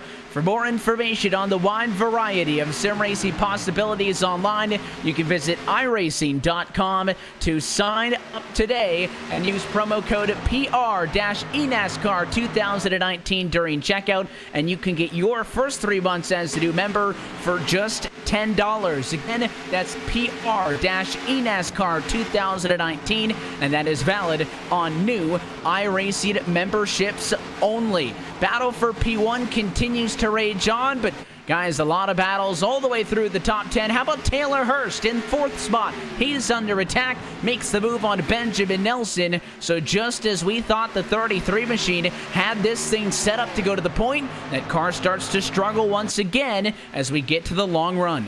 We're at that point where fall off begins to become a factor, and some of those drivers that can manage that fall off a little bit better are going to start working their way a little closer to the front. We saw that on Taylor Hurst's car on the first run of this race, and seemed to get a little bit better as we hit lap number 20, lap number 25 of the run, and reeled in those drivers in front. But on the opposite side, we also saw Zach Novak fall off a little bit at about lap 30 on that run, Evan. But right now, he's on the back bumper, the 46 at Jimmy Mullis. We haven't seen this pressure for the lead for a while, at least on that long green flag run. Mullis was able to get out in front, and now that Acorn's number 6 on the back porch, ready to try to make a move. But he's gone to the inside a couple of times. He's had some great runs, just hasn't been able to make that move on your leader as the Sim Seats number 46 leads us down the back. And maybe if he can keep the pressure up at some point here, he'll catch Jimmy Mullis with a little bit of an out of position to quarter entry and maybe able to get that spot away from him. But the way it shows now, if Mullis can stick up top, it is going to be awfully difficult for Zach Novak to complete the pass by pushing that car that, again, now is starting to fall off more and more lap by lap to to hold on the inside, be able to get back into the gas and actually mount a real charge. But the good news is for these two, at least, is it is no longer a 5-way battle for the race lead. They've stretched about a second. That's the distance there to the cars on the right-hand side of your screen, where Taylor Hurst in third still has his hands full with Christian Challenger in the 37, about a 2-car length disadvantage off of him. And the 18 of Bobby Zielinski, he's actually been putting in some good lap times and was reeling in that trio when they were fighting a little bit hard, but they've sort of gotten things situated and spread out, and Bobby has not been the quickest of that group for a number of laps now, so maybe the 18 starting to somewhat plateau. The 6 of Novak showed the nose once again in towards 1 and 2, but once again it doesn't go his way. So the 6 of Novak still being aggressive, and I like making that 46 have to work for it, but I don't know if I like really eating up those tires on the inside line. That said, we still have another pit stop left to go in this thing, so maybe just being aggressive here is the 6. Try to force Jimmy Mullis into some sort of mistake, but that 46 looks rock solid at the moment. Jimmy Mullis in his third year of competition in this eNASCAR PEAK Antifreeze iRacing Series, 1 career win to his name. It came last season from New Hampshire Motor Speedway. Tim, a racetrack that certainly a lot flatter than Kentucky, but we talked about how flat this racetrack is compared to some of the intermediates. Sorry, I was watching Keegan Leahy, and he just got all sorts of sideways up the inside of the 77 of Crowder. His way back at 14th spot, where there was a 2-way battle going on. Turn 2 seems to be the place where a lot of those big wiggles have come from. I haven't really seen a lot of cars getting that uncomfortable before. They can kind of unwind the wheel a tad bit kinder. Turn 2 seems to be a fun spot on track, and it's Leahy on the inside of Ottinger for 13th. Just can't make the inside stick. Both of them that time with the back end a little squirrely. Yeah, this is a great little mess back here. Corey Vincent, Nick Ottinger, Keegan Leahy, Kane Cook, Ashton Crowder among those that are back there battling for that position. Crowder now to the inside of Kane Cook as they go at it for position. But middle of this run, trying to figure out what your car has and what you can do with the dirty air in the middle of this pack. We've seen some drivers struggle a little bit in the second half of these green flag runs, but right now, it looks like the 99 car might also be taking a little look to the inside. Logan Clampett starting to come to life as well back there. Keep an eye on that battle up front, but how about these battles middle of the pack? They continue to impress as the Burton Kligerman Esports cars get ready to go side by side. And just off of the pit lane that time, Brad Davies pitting from the number 16 position. He's already completed his service. He's back out and onto the racetrack. This is way on the far end of the fuel strategy. We said 55 is probably the max, and well, there's 53 laps to go in this race when he came down to pit road, so that's a little bit of a strategy play for the 88 machine to try to get something cooking here. As up front again, Novak way down low. Swings it out wide, just can't break within that extra car length off of the race leader. I don't know if I like this strategy call from we've had a couple cars come down pit road, and I just don't think it makes any sense, especially from the 88 of Brad Davies. It's, like you said, it's on the extreme far end, and if you're planning to make another stop from here, I don't know why you wouldn't just delay another 10 or 20 laps. I think the fall off is too severe to really set yourself up for an extra pit stop potentially to have to deal with, as the 46 of Mullis still holding off that 6 of Novak, and everyone continues to somewhat close up a little bit. The 33 of Nelson has fallen just a short way, and suddenly the 18 of Bobby Zielinski only about 4/10 back off that 33. Luza also down to pit road, so a top 15 car also making that early pit stop strategy. Wow. But it appears that the top 5, top 10 at least, want to stay out here, and I'm thinking lap 90 to 95, probably a more realistic option. You can go past the 90, that's kind of the marker we were talking about, but that's before the caution flag came out after that first cycle of green flag service, so it does shuffle things up a little bit and certainly adds a lot more leeway, short ways and long ways, and obviously some drivers are taking advantage of it on the early part of this as we get set for that second and final cycle of green flag pit stops in this race. This portion of tonight's broadcast is brought to you by Blue Def Diesel Exhaust Fluid, certified pure #1 diesel exhaust fluid, as all of these battles continue, and it'll be fun to see who's the first from the top 10 to make the dive at lap 85. Yeah, Michael Conti's already come in from the top 10 in car number 8. He brought Schoenberg along with him down there, and I think back Brandon Hastings on the top of the box of the 8 car, and Brandon has made a couple of strategies calls in this series that have put his drivers into victory lane. So that's why they're down on the pit boxes and we're up here trying to make sense of it all. But you would have to think that maybe Conti, Schoenberg going to try something, maybe throw a Hail Mary. They don't necessarily. Conti has a really good race car right now. Maybe he doesn't have a top 5 race car in his mind. Maybe he's trying to get there with a little bit of strategy, or maybe they're anticipating a caution flag or something of the sorts coming out here on this round of green flag pit stops. But nonetheless, the 46 of Jimmy Mullis continues to lead with Zach Novak in second, and a little bit of a gap back to Taylor Hurst, but Hurst is still hanging along there. He's had a consistent race car within the top 5 all night long. As you're right on board with Ben Nelson, he's coming down into pit road. We're going to see a live pit stop here with VR. He heads into the box, and it is going to be 4 tires and fuel. You see the crew go over to the right-hand side. Car's going to get jacked up. The right side tire is always on first. Now back over to the left-hand side. Left side's also. He's got a small opportunity to take a breather. Looks like he's chatting with his crew, and that is a 4-tire stop at iRacing in VR. Back off for Benjamin Nelson, and that is one of the highest running drivers that we've seen make that play, as he was scored in 5th. Yeah, so that's definitely an early call here for the pit strategies, and I still don't think I like this early call, and I kind of want to go to Tim on this. Tim, do you think this could be some drivers overreacting a little bit to some people like the 88 coming down so early? Ryan Luza doing the same as well, almost somewhat in reaction. I think some drivers really being, over-aggressive on the pit stop, trying to cut off the strategy of others. Think back to what we saw at Las Vegas. The short stops didn't really work out, and we're seeing similar sort of tire wear here tonight at Kentucky. I don't know if any of this makes sense, and I think there's people trying to be over-aggressive rather than just going with the standard strategy that was going to work. That caution didn't really upset the timing at all.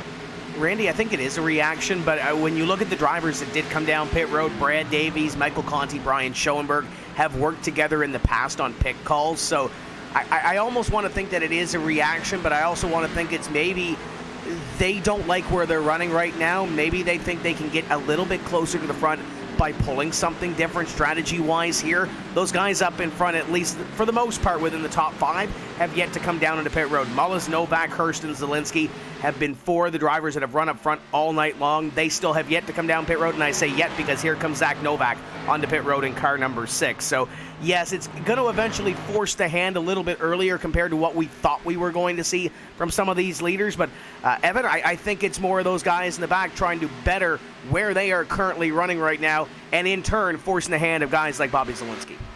The one thing that stayed true to our first cycle is the second-placed car on a racetrack came in before your leader, and if you remember, that's what allowed drivers to catch up to Zielinski before the yellow kind of ruined that fight. So Novak pitting in from the number 2 spot. Jimmy Mullis is going to immediately respond. Here he comes in the Sim Seats Toyota. So he's on pit road now at lap number 91, which is more so on par with what I think we were expecting to see as they get set to make a 45-lap run to the end of this race. It'll be 4 tires and fuel, no doubt. Now's the fun part. Garrett Lowe cycles through. He's your race leader. Brandon Cattell currently second.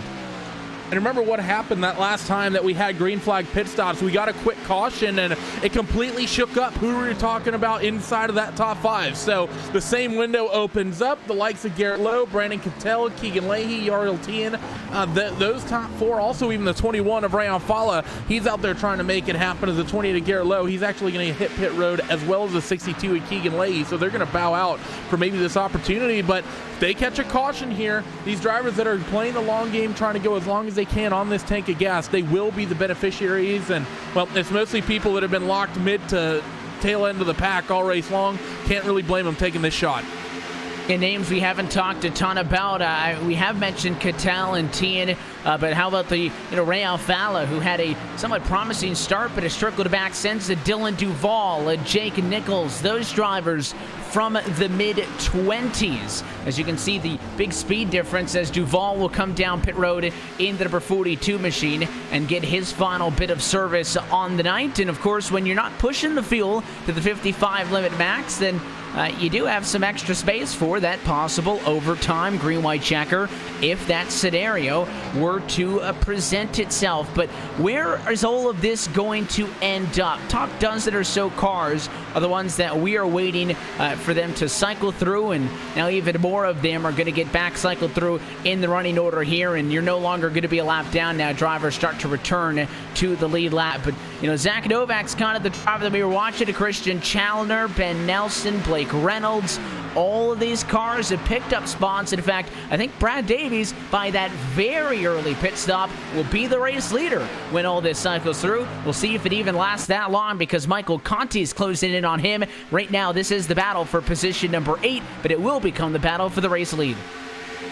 As everybody cycles through here in a bit, but Brandon Cattell and Jarl Tien among those still on the racetrack. And you mentioned guys like Ray Alfala and Dylan Duval out on the racetrack. Jake Nichols would be one of those I would throw in here as well. You're talking about drivers in and around the top 20 bubble.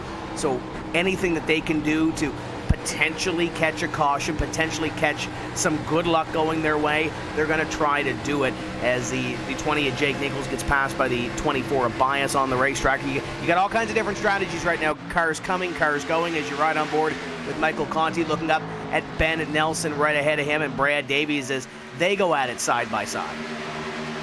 And it is a good run on the inside for the 33 of Nelson. Got about a half a car length up on him out of turn 2, but the outside will keep Davies in contention for this. And Benjamin Nelson's in a very good spot here in the Digital Ally entry as he rolls it at a turn number 4, makes the pass for the spot right now. The 88 of Davies comes back to the bumper, dives low. Right now that puts him in position 7. Again, still waiting for everybody else to come down pit road. And here's Novak, the 6 car now into the mix. 6 cars on top of each other now inside the place to be. Those fresh tires are working for Novak. He got 2 spots the last lap. And wants another now in 3 and 4.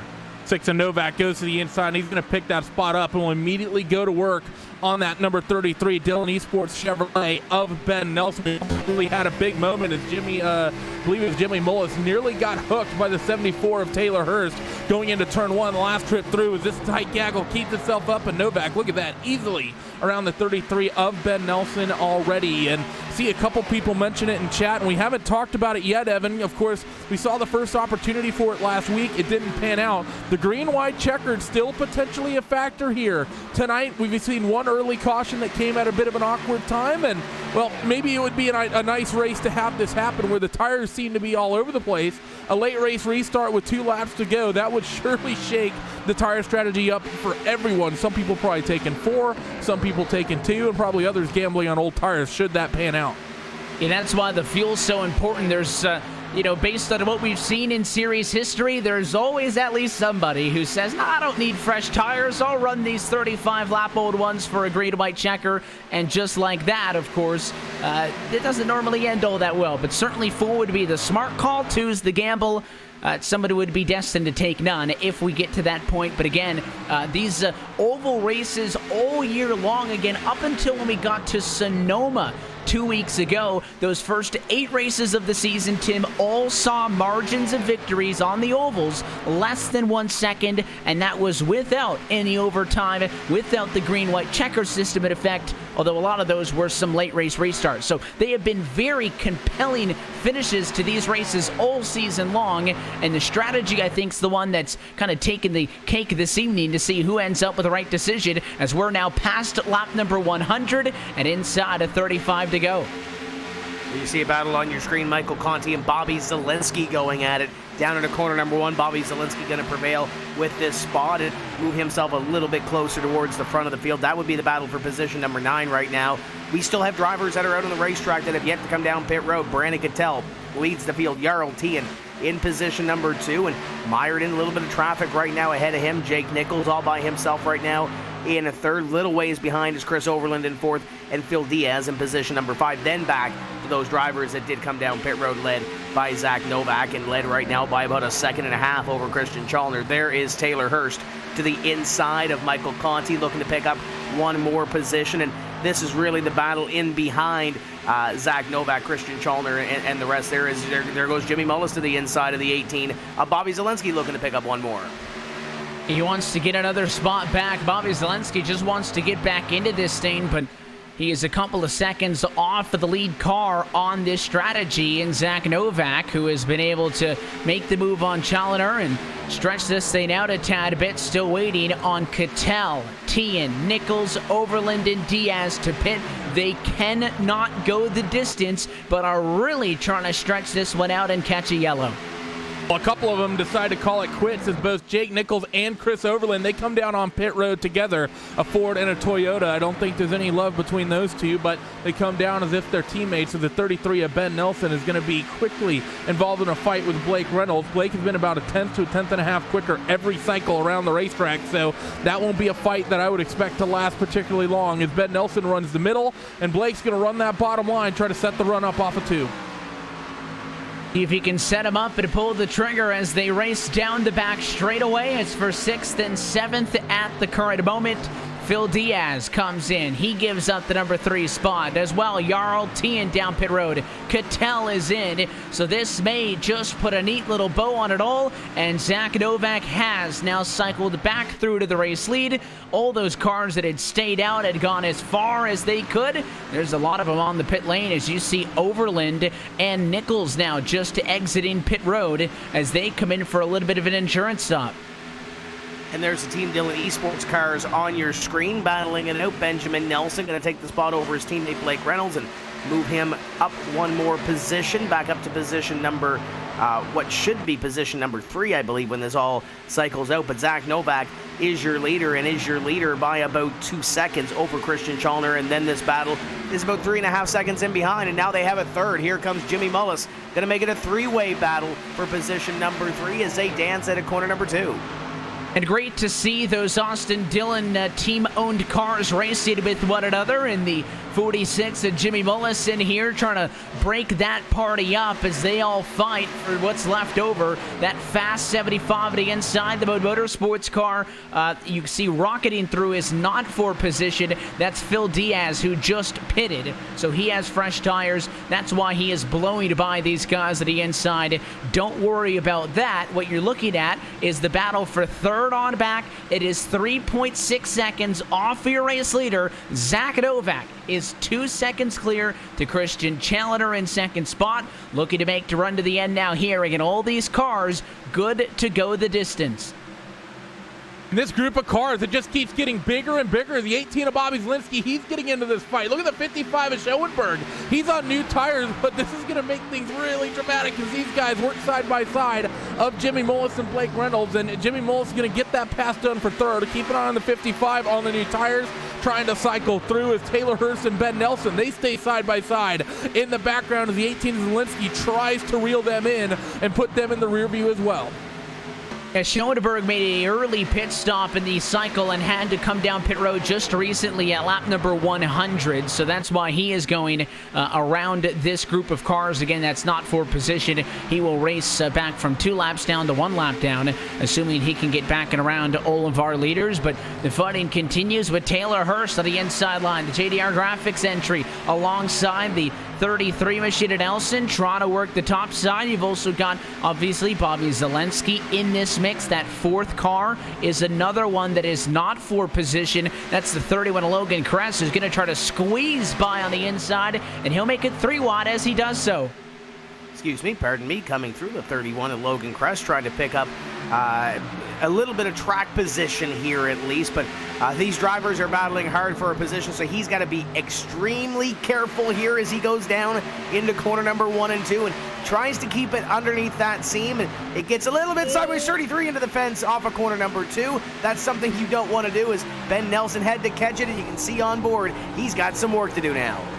I mean, I think Taylor Hurst technically gave him space, but it wasn't a bunch more than the width of the race car, and it was a little bit of a late recognition. I think he wanted to push up in front of him, and a good job by Nelson to lift, not wreck, and then also by Bobby Zielinski to also get out of the throttle and give him space to recover, or that easily could have been some contact and a second yellow of the night. Instead, we're still green, and Taylor Hurst's, I wouldn't call it blocking, but spirited exit of the quarter maybe is going to keep him in P5 and get him some breathing distance. he was going to try to clear that 33 any way he could, whether anyone liked it or not, or if anyone thought it was nice. The 74 was trying to put the car there as best he possibly could. Now, the 33 of Ben Nelson, he's going to have to fight with Garrett Lowe in the 28 car. Haven't talked about that Renegade Ford Mustang really most of tonight, and look at the run. He gets up the inside, maybe a little bit of damage on that 33. Should make this a little bit of an easier fight as Ben, though. He's still going to fight back on the outside, but not quite able to get the run off the corner he was earlier in the night. So Garrett Lowe, I think, somewhat advantageous, or has the advantage in this situation, and he'll get clear on the entry into 3 as the 33 will drop back another spot. And now look at the 8 of Michael Connie in 9th. He has to deal with that 47 of Nick Andre, who gets a big run off of 4 and is going to use the slipstream for Jarl Tien to carry him into 1. And again, Tien in this group is not for position. It's the 47 of Ottinger versus the 8 of Michael Conti. Ottinger wins the fight. He'll take that spot. The 8 machine will try to come back with the run at a 2. Does he dare put the filter time Chevy back to the inside? No. I think kind of recognizing Ottinger just the better car, not forcing the issue, and the 47 will climb up into position number 9. And then also just to wrap up that point in front of them, tip of the cap to Garrett Lowe. Started 33rd in this race, running right now P7. He's up 26 from the start of the night, and he is the biggest mover, only closely rivaled by Keegan Leahy, who's up 22 spots, right now running in 13th position, and he's racing with Brad Davies. Yeah, Garrett Lowe in that number 28 car was in the top 10 at the midway race break and has continued to pick up positions here on this green flag run. The next one will be Bobby Zielinski, so a little bit harder as you see the battle on your screen there, and that is a mess of cars. Brad Davies is in this battle. That is the Logan Clampett, number 99 car. You got Michael Guest in here as well, and Michael Guest celebrating a birthday today, so happy birthday to the Roush Fenway driver as he battles with the 88 of Davies, the 99 of Logan Clampett. This is the 13th place battle on your screen, and Mikey's going to the inside, 3 wide down the back. To make this move work as these drivers trying to get just a little bit more before the clock runs out. It's outside the top 10, but they're going at it 3 wide at a turn 4. The 88 of Davies up top. It's Clampett in the middle. To the very inside is Michael Guest, and I think that middle line may be the best line as the 99 of Clampett clears on the bottom. He's not going to get all the way by Davies, though. In fact, they're both going to pester him all the way back down to 3. The 17 now tucking in line.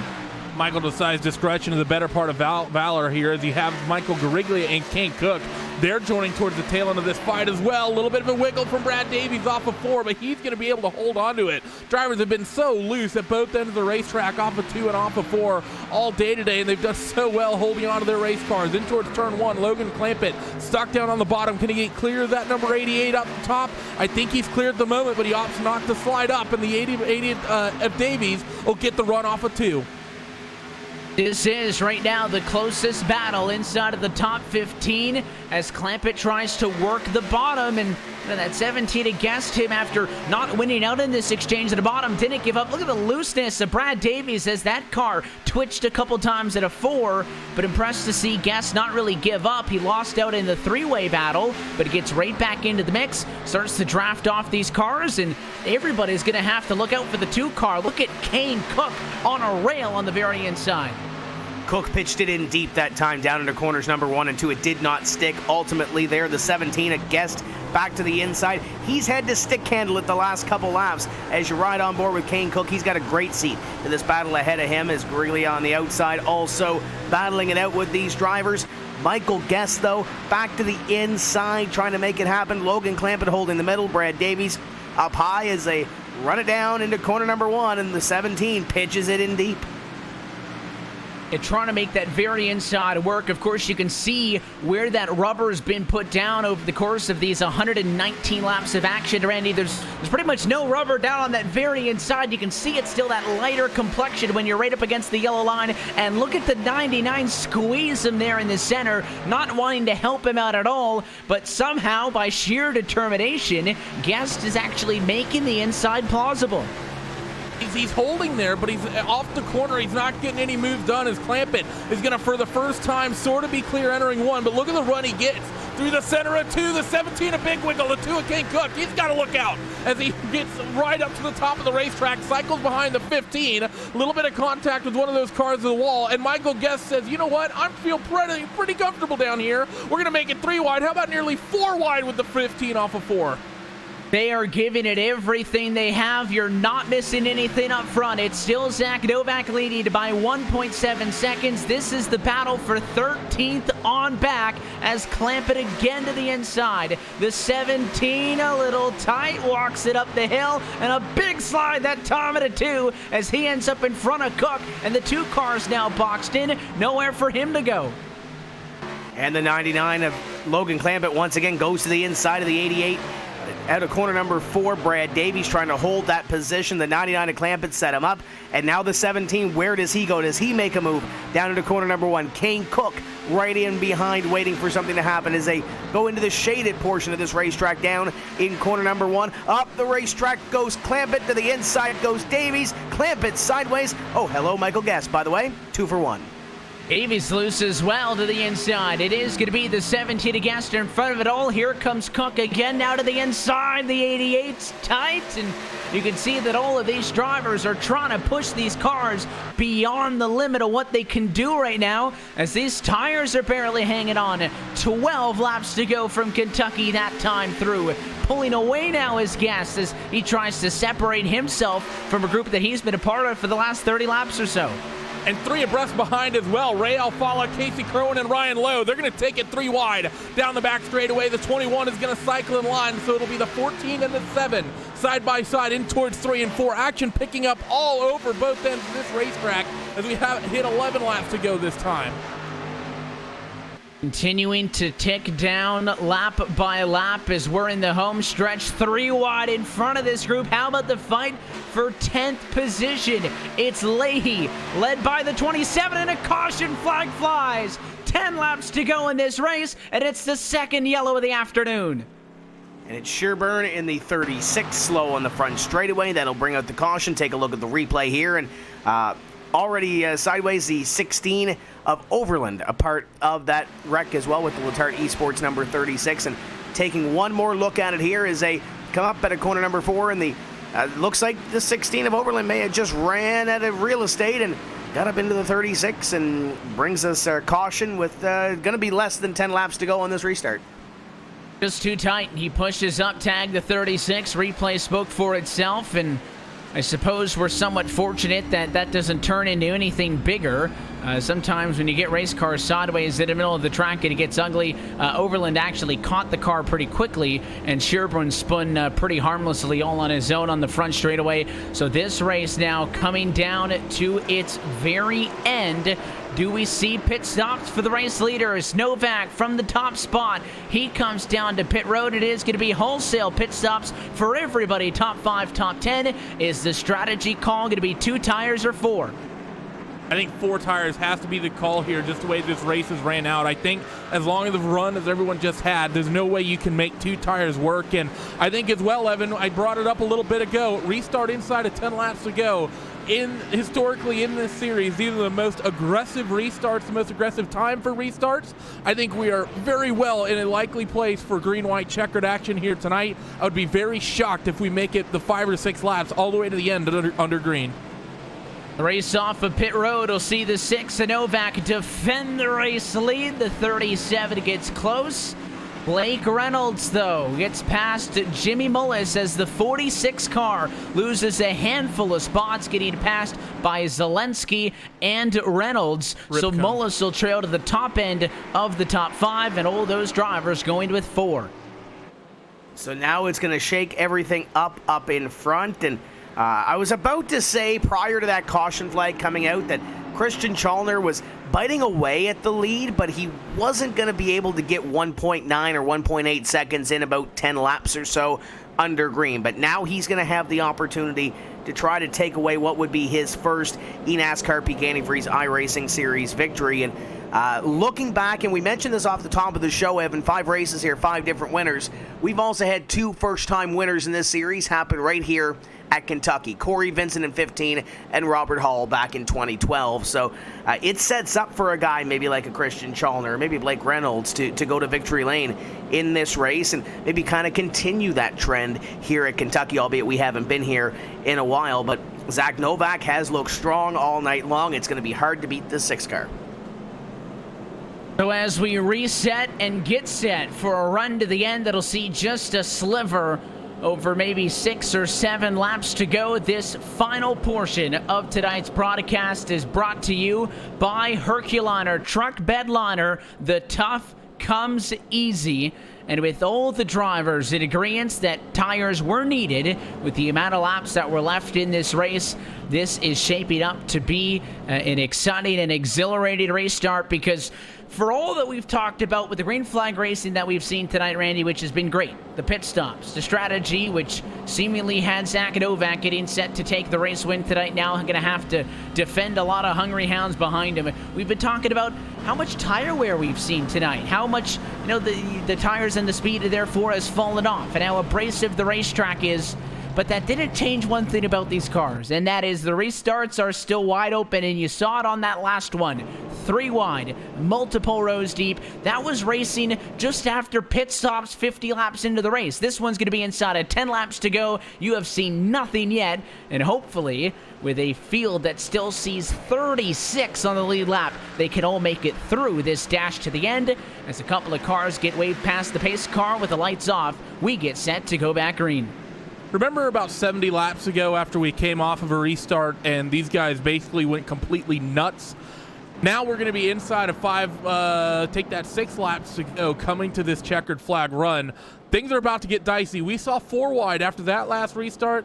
I think this place can handle 5 wide, and we saw 4 wide a little bit ago as well. Things are about to get crazy, and that's why I would be a little bit shocked if we end this under green and don't see the first GWC in series history. But regardless, they're lined up. The 6 car has been quick, but Novak has not been the quickest car on the short run. The likes of Challoner, Reynolds, and Zielinski behind, I think, are a little bit better, and that 46 of Mullis, he's been quick too.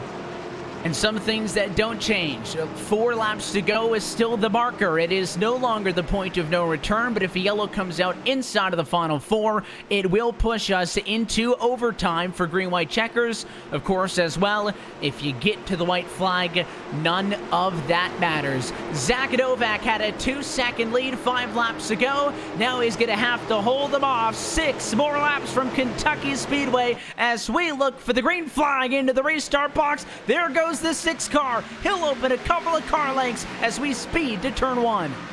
It's a great restart for Zach Novak. Waited for that green flag to come out and waited for everybody else behind him, and now they're boxed in for position 2 on back. Here comes Blake Reynolds to the inside. Reynolds going to pick up position number 2. They're spinning in the back. Caution, there it is. It's problems in the back of the pack. A lot of cars involved. Ray Alfala is up and over. Nicholas Shelton is tumbling in turn number 2. And a big issue that the replay will show started with, get this, 4 wide action in the center. You see that massive sheet metal. It all starts with the 79 car trying to make a transition down in front of Alfala. There was just no real estate there. The 21 and the 79 is where it starts, and then they go back up the hill, collected by a few more, and 2 cars end up on their lids. Yeah, big incident there in towards 1 and 2, and that's going to see us not quite in GWC zone yet, I don't think. We should get, I think, 1 more restart without it. So things are going to be tight here regardless, as very quick yellow here. We've not seen a race end under yellow all season. Of course, with the green-white checkered, increases the likelihood of that not happening as well. And this will bring us into the point where now they are all going to be these dashes to the end. Everybody is obviously rearing to get back going, Tim, because the lights are on top of the pace car. I had to double check to make sure we weren't going green because they're all still 2 wide, but in fact we still have to wait a few laps for this race to restart. This may come down to an unofficial green-white checkered if it ends up at 2 laps to go. Again, this is the only scenario with a late race yellow in which we could possibly see a 1-lap shootout, which has always been exciting and interesting, but With the lights on top of the pace car right now, if they go out next time through, it would be a 2-lap dash. And we saw that restart. Zach Novak waited until the last possible moment for that green flag to come out, and he mashed the gas. Everybody else behind him battling for position number 2. And I think that's probably the smartest thing that he could have done. But now do you change it up at all, coming down to what would be a 2-lap shootout or potentially a green-white checker to finish off this race? If you're Zach Novak, you kind of got to be on pins and needles right now. If you're Blake Reynolds, you want to win your first race in this series to the outside. Christian Chalner's going to be on the outside. Jimmy Mullis has been to victory lane before. Taylor Hurst has been there before. And keep in mind, Taylor Hurst has had a horrendous season. He's 39th in points out of the 40 drivers that have run this series this season. So Taylor Hurst wants to get up here, get on the wheel, and at least salvage something. It's a long road to hoe to get up to that top 20 and get himself locked into this series for 2020. But you better believe that Taylor Hurst is going to be digging here on this restart to try to get a little bit better than what he currently is in position number 5. There's lots of stories here within this top 10, and I'm sure it's going to change before we see that checkered flag fly. And all eyes are on the iRacing.com pace car. This time through, lights stay on. So as we take lap 132, this one is going to push, I believe, into extra distance. Yeah, that's looking like what we may go. It'll be interesting to see, because if the lights go out next time, that would give us a potential 1-to-go situation. With this being such a new thing, Evan, it's actually really interesting because, of course, you, me, and Tim, none of us we've never seen this on the sim before, and of course not in this championship. It's not cropped up yet. So, and of course, an awkwardly timed caution, to be sure, has us a little bit of not sure exactly which way it's going to swing, but we could see a one lap restart here, bringing it to the checkers, or we might be in GWC territory as well. Thinking it'll be the green-white checker, but unless these drivers as well have, in the course of their practice sessions, thrown some yellow flags out in the service to see how the sim would respond, this may be the first time in the 10-year history of this eNASCAR PEAK Antifreeze iRacing series where we see a race go into extra distance. And of course, that would be surprising for all these drivers, a learning experience for them, for the teams, the spotters, the crew chiefs, talking them through it, making sure that everybody is absolutely up to snuff on how this should play out. Assuming that we see the lights go out on top of the pace car here, we are into green-white checkered territory, and the lights are out. So the race has been extended for a green-white checkered finish, and we come to the green flag the next time by. So we'll see what happens here with Zach Novak. Where does he bring them down? Does he bring them down slow again and then mash the gas? Does he leave as soon as the pace car comes off and leave everybody in his dust? What does Jimmy Mullis do? Obviously, with that 6 car, if he can get a good start, Jimmy Mullis would be a prime contender to get that second place position if Blake Reynolds can't be up on the wheel on the outside. This one is going to be exciting. I can't wait to see who comes out on top of this one. And if we do have another caution flag and it precipitates another restart, we'll see what happens there. Look at that field, though. Lots of cars still on the racetrack. Lots could happen here as this pace car gets ready to duck off in what will be history in this eNASCAR PEAK Antifreeze iRacing series, regardless of the way it turns out. Last restart, Zach Novak waited a long time to go. It gave him a good advantage. But he is going to have to hope that he can make it last 2 laps, because for the first time in series history, it'll be a green-white checkered finish tonight for the virtual Kentucky Speedway pace car down. Zach Novak holds him at bay, puts the right foot down, green flag back in the air, 2 more laps to go. Attempt number 1. Remember that they get 3. If they make it to the stripe, this restart will be official. In towards turn 1, the 46 of Mullis closes on the back of Novak, but can't quite get there. The whole field stays about 2 and 3 wide. None of the 4 wide shenanigans we saw last time. Down the back straightaway, Mullis has a run. They got to make it a half a lap to be able to get to the white flag. If they get to that point, they're going to race this one out. It's Novak. He leads Jimmy Mullis side by side for third behind, with Reynolds on the inside, Hurst on the outside, looking for the white flag.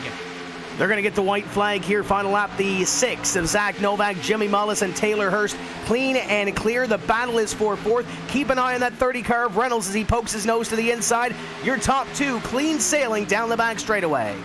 Zach Novak will work 4 car lengths for the final time at turns 3 and 4, and with a record 3rd win this season, going to become just the 10th driver in series history to get 3 wins in a single season. Zach Novak, final time to the start-finish line, takes the checkered flag and wins the first ever green-white checker tonight from Kentucky. What a run there from the 6, and I think after that opening stint where the 18 was so dominant, I think you can say the fastest car tonight definitely won. Novak in the 6, he had the strategy right, he had the pace in that 6 car, but what a top 5 we've had. A lot of unusual names that we typically see: Zach Novak, Jimmy Mullis, Taylor Hurst, Christian Challoner, and Blake Reynolds. Not a lot of the usual suspects inside of that top 5, and I don't think there's much other way you'd want it after what was the first GWC in series history. Zach Novak will pull down on towards start finish, burn it down with a couple of the drivers that make it possible, and do all the work with him as they celebrate on start finish. 3rd win for his Roush Fenway Racing Ford Mustang this season. Backing up wins in the season opener at Daytona, and one just a handful of weeks ago from the Kansas Speedway is his 5th win in his career. That will bump him up to a tie for 7th all-time in series history with PJ Sturgis and Keegan Leahy, and obviously Roush Fenway enjoying this trip to victory lane as he gets the job done yet again, and the celebration will continue now back the other way.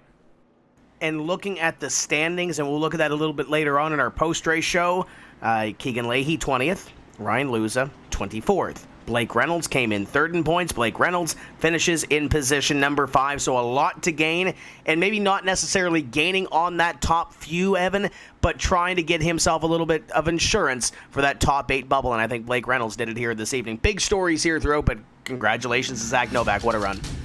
Let's take a look top to bottom at tonight's unofficial race results. Zach Novak gets the win, a margin of 0.2 of a second atop Jimmy Mullis in that 2-lap run to the end. Taylor Hurst comes home in 3rd with Christian Challoner 4th and Blake Reynolds rounding through your top 5. We will go trackside to chat with all of them in just a few moments. Nick Ottinger in the number 6 spot goes up 15 on his night, and Bobby Zelensky could just never recover from getting stuck back in traffic. Still a good night as he comes home in 7th position. Behind him, Benjamin W. Nelson gets the P8 this evening. Cordy Vincent comes home in 9th spot, and rounding out your top 10, the number 8, that's Michael Conti.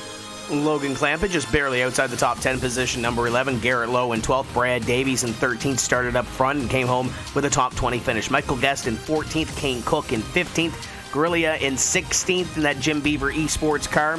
Got Brandon Cattell, led some laps here under green earlier tonight, finished in 17th. Malik Ray in 18th. Casey Kerwin in 19th, and Keegan Leahy came in as your point leader. He'll finish 20th. You start going down to some of the cars that really had rough nights. Cody Baez actually up spots from where he started. Finishes in 21st. He rolled off 31st. 22nd for Ryan Lowe. He actually went up plus 15 as well. Jarl Tien in 23rd. Ryan Luza in 24th. That's really the big talking point, as close as he was to your points lead. Phil Diaz in 25th. Chris Shearburn 26th. Dylan Duvall 27th. Eric J. Smith 28th with Ashton Crowder 29th and Casey Tucker in 30th. But outside of that, some stories down here as well. Brian Schoenberg 31st, Chris Overland 32nd, Logan Crest 33rd, Adam Benefield 34th, with Jake Nichols, Nathan Lyon, Nicholas Shelton, Ray Alfala, and Timmy Hill rounding out the 39-car field. The 21's woes continue here at Kentucky. Yeah, with the exception of Timmy Hill, I mean, all those cars were in this one at the end. We didn't have any DNFs up until the very end there, but that's a look top to bottom at your RaceSpotTV full race results. Let's head down to eNASCAR PEAK Antifreeze iRacing Series Victory Lane, where we are stood by with the driver of the number 6 Ford Mustang, Zach Novak, your race winner tonight from the virtual Kentucky Speedway. We're with him now. Zach, congratulations. A 3rd win for you on 2019, as you guys are obviously feeling it this season, and you park it at victory lane once again. Congrats. Thanks, Evan. That one felt really sweet. First off, I just want to give a big shout out to my guys at Lockdown Racing.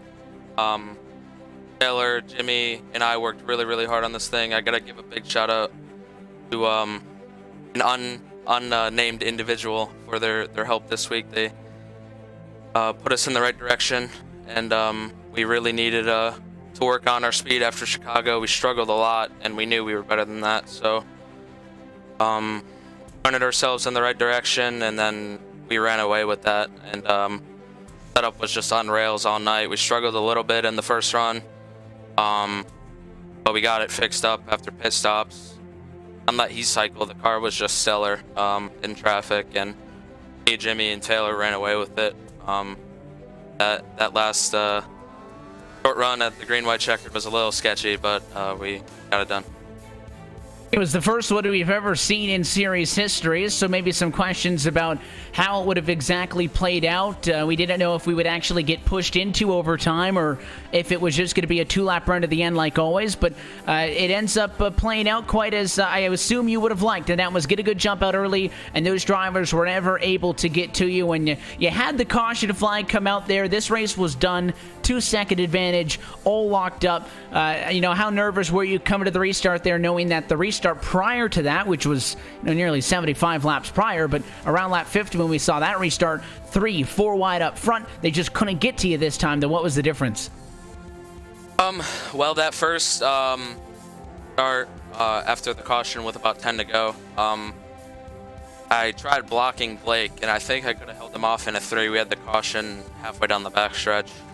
And that last restart, I just got a really good jump out front, and he didn't jump out for it on the back straightaway, which I wouldn't have been surprised if he did, but that just shows the team effort we have at Lockdown Racing, and we put a lot of time into building these cars, and we all care about each other's success a lot, and it's just awesome to get a win again for them and Roush Fenway as well and all their partners.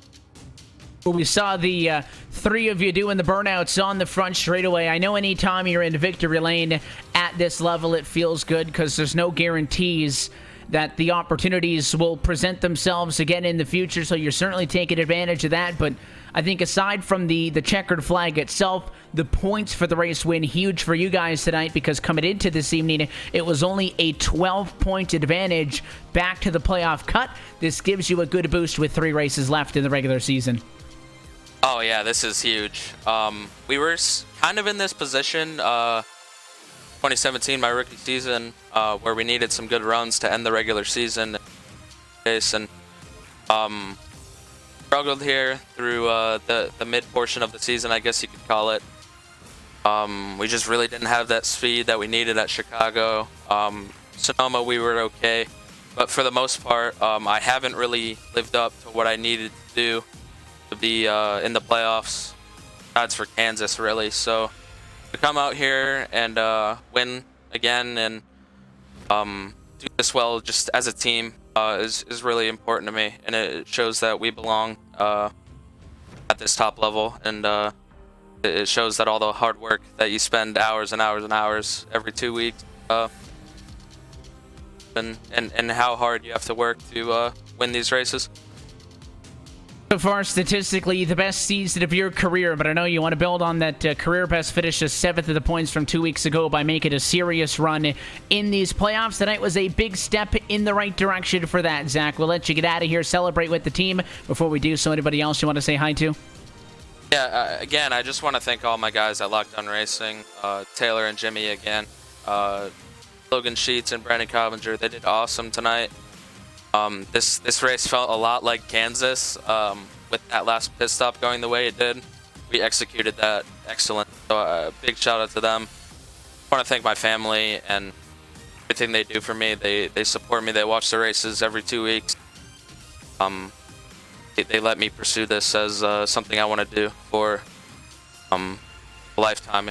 Hopefully we can transfer into real NASCAR, but we'll see how that goes. Just big thanks to everybody at Roush Fenway, Acorns, Wyndham Rewards, Oscar Mayer, Performance Plus, Motor Oil, Ford, everybody, iRacing, RaceSpot, everything you guys do makes it special. Well, tonight was a special night as well. The first ever green-white checkered finish in series history. It's your name that is in victory lane, Zach. We always appreciate your time. Congratulations on the result. We'll catch you back again in 2 weeks. Thanks, Evan. A great result tonight for the driver of the number 6 machine, and he talks about those teammate cars. The 46 Jimmy Mullis coming home tonight. P2 is trackside with Tim.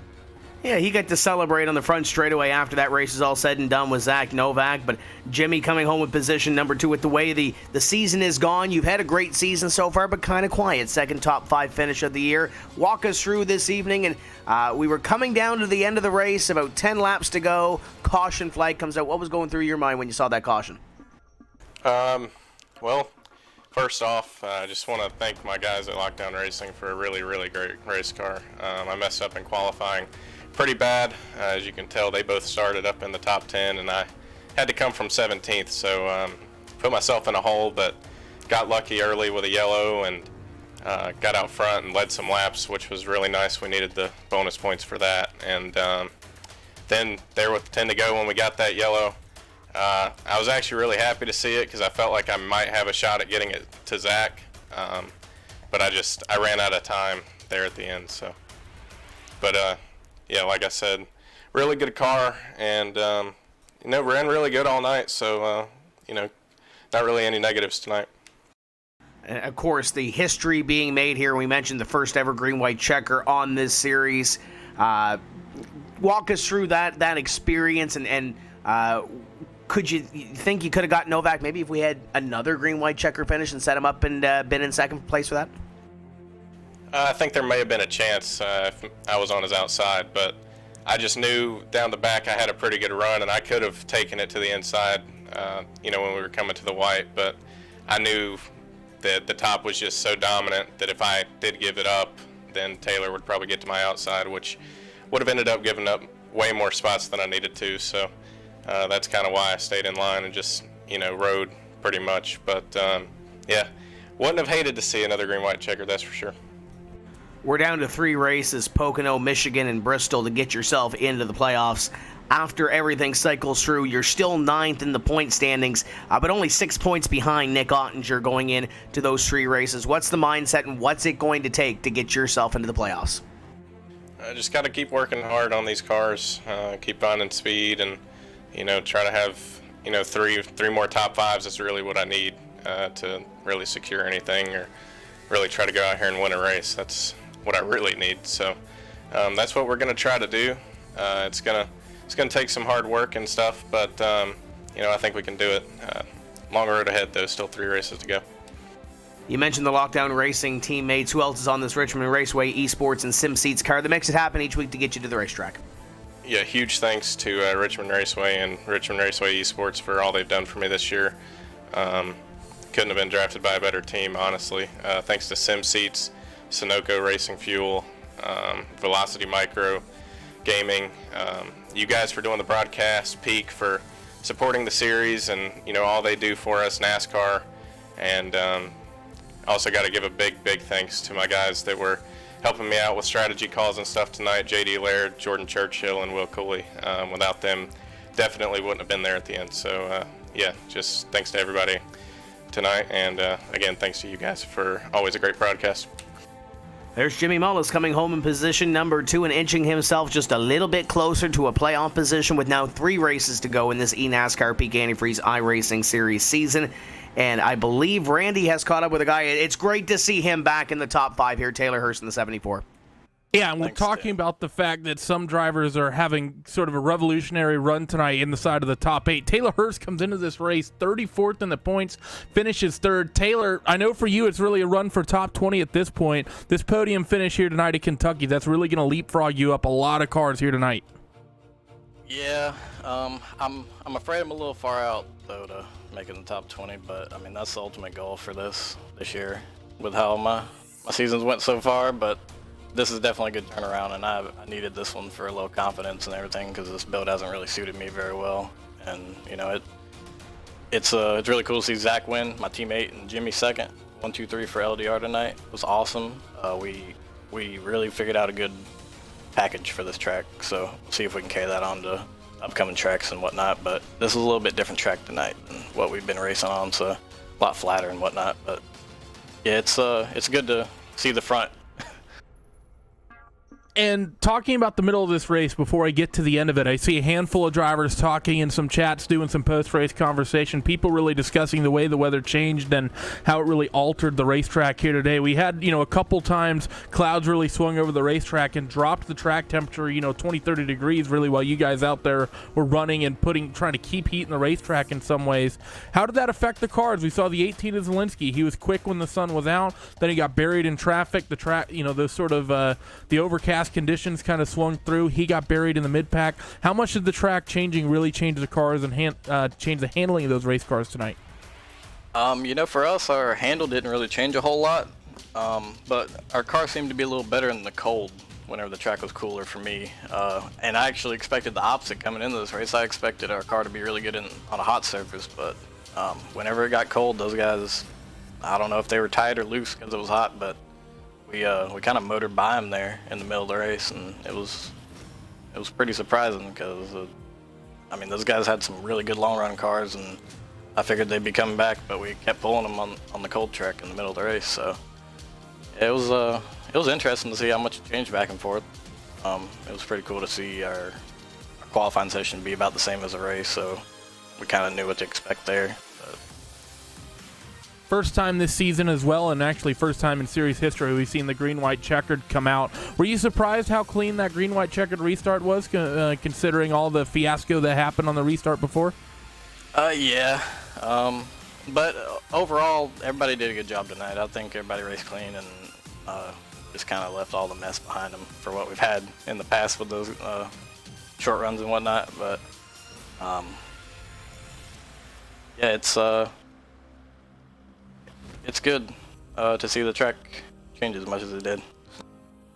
Well, thanks for joining us, Taylor, and congratulations on a big third-place finish tonight that really, really, really put in an awesome finish here and is really going to help you in the points. Before we let you go, who gets it done for that number 74 car with the JDR Graphics logo on the side of it? Yeah, obviously JDR Graphics, he got me a nice-looking car out here, and he always does paint some really nice cars, and obviously Zach Novak and Jimmy Mullis, we all finished 1, 2, 3 tonight. It's a big accomplishment in the series, and they put a lot of laps in, do a lot of work on these cars with me. So thanks to them, and thanks to David Rattler and Briar LaPrade for being on the box with me tonight. They did a good job. Good calls in the pits and good changes. It's a tongue twister of supporters on board that number 74 of Taylor Hurst, but as much as he may struggle getting the words out, they make that race car fast, and he comes home inside of the top 3 here this evening. Next driver we have is the number 37 of Christian Challoner, and he stood by once again with Tim Terry. Well, Christian coming home in position number 4, but I want to ask you about that caution with 10 laps to go. We asked some guys before what was going through your mind, but you were in second place when that caution flag came in, albeit about 2 seconds behind. So what were you thinking when that caution flag came out with about 10 laps to go? Yeah, the JTG Doherty Scott Chevy was super fast today. It was an amazing car to drive. That's the best car we've had all season, bar none. I can't thank my guys enough for working on that. Ashton Crowder, Dave Siltman, Trevor for spotting, Dallas for the strategy, and Alan for streaming. It was an amazing race for us. It's great to actually be back there on pace. I'm a bit disappointed that we didn't get to keep that second because I feel like it was completely locked on, and we might even have been able to get back to Zach at the very end of the race. So it was unfortunate to drop back to 4th, but I'm glad we kept it straight and we got we got that top 5 that we've been missing out on the whole season. We keep saying that we can get it, and we keep saying and we keep trying, and we're finally there, and hopefully this will be huge for us going forwards. Green-white checker finish at the end. Did you anticipate it to be as, I don't want to say calm, because I don't think that's the right word, but did you anticipate it to be as it was, or did you anticipate it to be a little more crazy on the first green-white checker attempt in the series?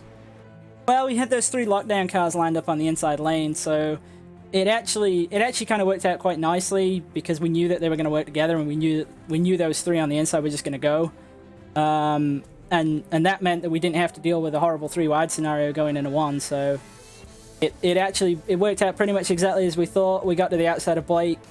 We got literally all we could then. There's no one to restart like that. You can really time or beat 3 guys working together like that. Fourth on that restart was really our limit, and I'm really glad we were able to get that. You go in 11th in points into these next 3 races. 3 races to go, 23 points out of the bubble unofficially after we leave Kentucky this evening. What do you have to do to put yourself in playoff contention at the end of the race at Bristol Motor Speedway? If I'm honest, I haven't even considered the playoffs for about 5 or 6 races. I've just been working on this idea of we'll slowly move forward, we'll get top 10s, we'll eventually get top 5s, and maybe we'll even have a shot at it like we did tonight. After, say, I think Texas, the playoffs, I completely shelved them. I'm amazed that we're that close, to be totally honest with you. I think if we get those 3 top 10s like we're hoping to do, then maybe there's a shot at it. But honestly, we're trying to get back there in points, and if we get there, we get there, and if we don't, well, I think we gave everything we had.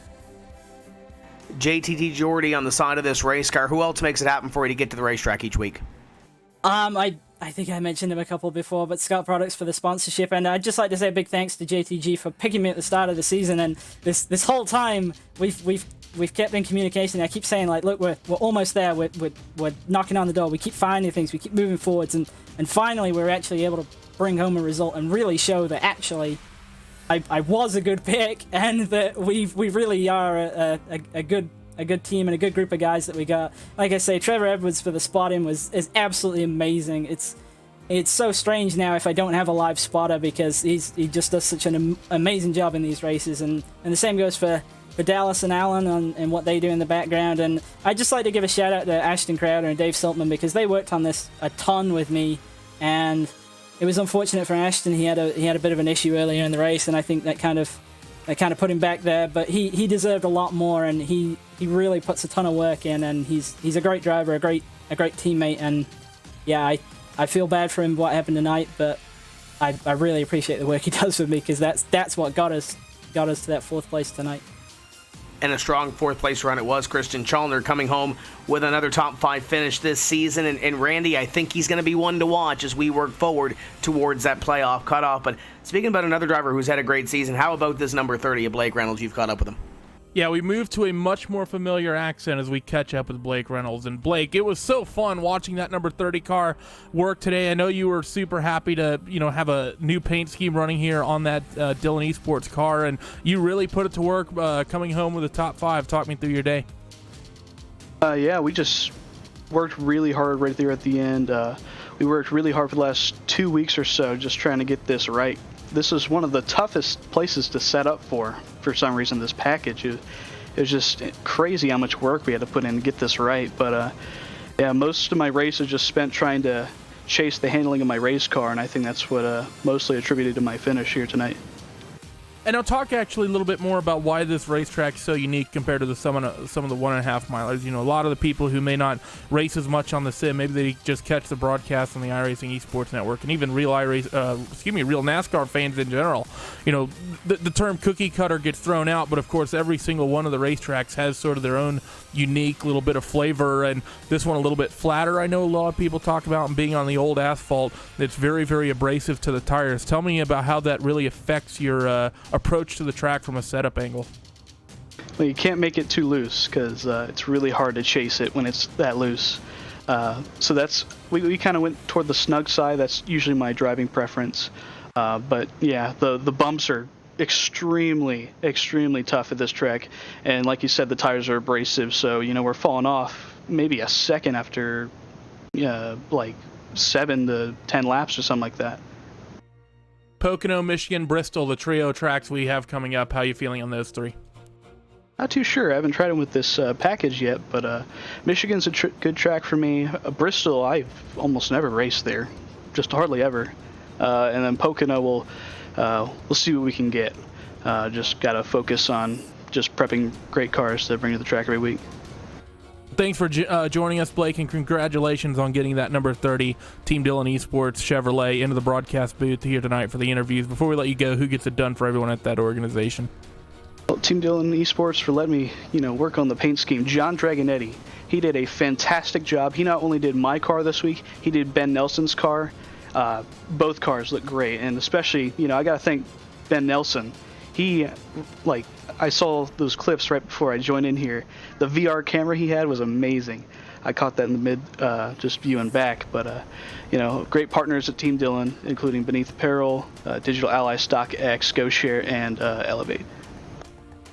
There he was, Blake Reynolds here, driver of the number 30. He rounds out our top 5 interviews here tonight. Evan? Well, as always, big thanks to the top 5 for giving us a little bit of time post-race. Cedar Ritter, Zach Novak, Jimmy Mullis, Taylor Hurst, Christian Challenger, and Blake Reynolds. 11 races now complete in this 2019 campaign, and a lot of interesting movements in the championship standings as we move out of this race. Some of them around that top 8 playoff cutoff, but as well, Tim, some of them down towards the top 20 cutoff just to stay in this scene. But here's the main picture that you want to look at, and this is the championship battle. Keegan Leahy pulls a little bit further ahead of Ryan Luza, but look down there in position number 8. Nick Ottinger still last driver in, but Jimmy Mullis is just 6 points out with 3 races to go. It's a razor-thin margin. Yeah, close from 11 to 6 when it comes to that bubble position, but for the most part, those 2 up top didn't have spectacular nights. 20th and 24th for Keegan Leahy and Ryan Luza. Everybody else around that bubble position had a decent night. There's not one driver there that really had a horrible night. We saw Michael Conti, we saw Nick Ottinger battling within the top 10 for most of the evening, them coming on one side of the inch or the other, but most of those drivers there had a decent night, which is going to tighten the vise a little bit. Brad Davies now has some work to do, but just outside of that, we mentioned Christian Chalmers back there about 23 points out, so anything is possible when it comes to these last few races. And you look at Bristol being the final race, you look at Pocono next week, wide open spaces there, and then you go to Michigan as well. So there's 3 racetracks that could very well throw a curveball into the plans, but if you're up on the top of the scoring pylon there, you feel safe. But look at those 3 racetracks. I don't think any lead is safe right now. And that's exactly what I want to highlight as we step away here, Randy. It's Pocono, Michigan, Bristol, all very different racetracks. Then to even into the playoffs, Darlington, Indianapolis, the Roval again, having 4 of our last 5 races on intermediate racetracks. We're not going to see another one until October. Yeah, you look on the left-hand side of your screen and you see all the sorts of tracks you would typically see on any iRacing league, really, in any of the NASCAR-style sort of private leagues that are run, be it trucks, be it the Xfinity cars, be it here in the Monster Energy cars. It's like, oh yeah, you would expect those as your sort of solid races. Then you look on that right-hand side, and there's a lot of tracks that, because people, the league might run 12 weeks, 10 weeks, depending on what the members are doing, just more of a casual thing. Those are a bit of one-offs, like, oh yeah, we'll have a track like this, or maybe 2 throughout the season. We've got them all stacked up at the end. Pocono, Michigan, Bristol. Michigan is like the calmest one in there. Bristol's a huge curveball that we haven't seen in the series in a number of years. And then you get to after the playoffs, the likes of Darlington, Indianapolis, the Roval. Having 2 road courses on the season is hugely important. And then almost in some ways, you get a little bit of breathing going to Homestead, but of course that's the final race of the season. So if you're trying to race your way for either the championship or going for top 20, that's going to be important. And actually talking about that top 20 fight, really the driver we've been watching struggling outside of that top 20, the 21 of Ray Alfalo, we haven't had him have huge issues tonight. We all saw that. He falls all the way to 27th, 20 points back from the cutoff. And of course the cutoff for your top 20, it runs all the way to Homestead. That doesn't end at Bristol. So issues and worries still coming from the 21 and 3-time not having a great year. Only saving grace is that battle does have 7 races left in it as it runs to the end of the season. But what we're focused on for the drivers up front is the number 3. 3 more races to go in the regular season as round number 11 falls into our rearview mirror. As always, have to thank all of the people who make these Tuesday night broadcasts possible. For our director, Hugo Louise, for Alex Hort on the cameras, Andy Warner, Simon Grossman for the broadcast graphics package, for myself, Evan Pasoko, for Tim Terry, Randy Cheneth. Want to thank all of you for tuning in and congratulate Zach Novak, a 3-time winner now in 2019. For more series info, log on to www.enascar.com. And we'll catch you again in 2 weeks' time on Tuesday, July the 23rd for the virtual Pocono Raceway. That race and every race of the 2019 eNASCAR PEAK Antifreeze iRacing Series can be found right here on RaceSpotTV and the iRacing Esports Network. Until next time, good night from Kentucky, where Zach Novak's your race winner.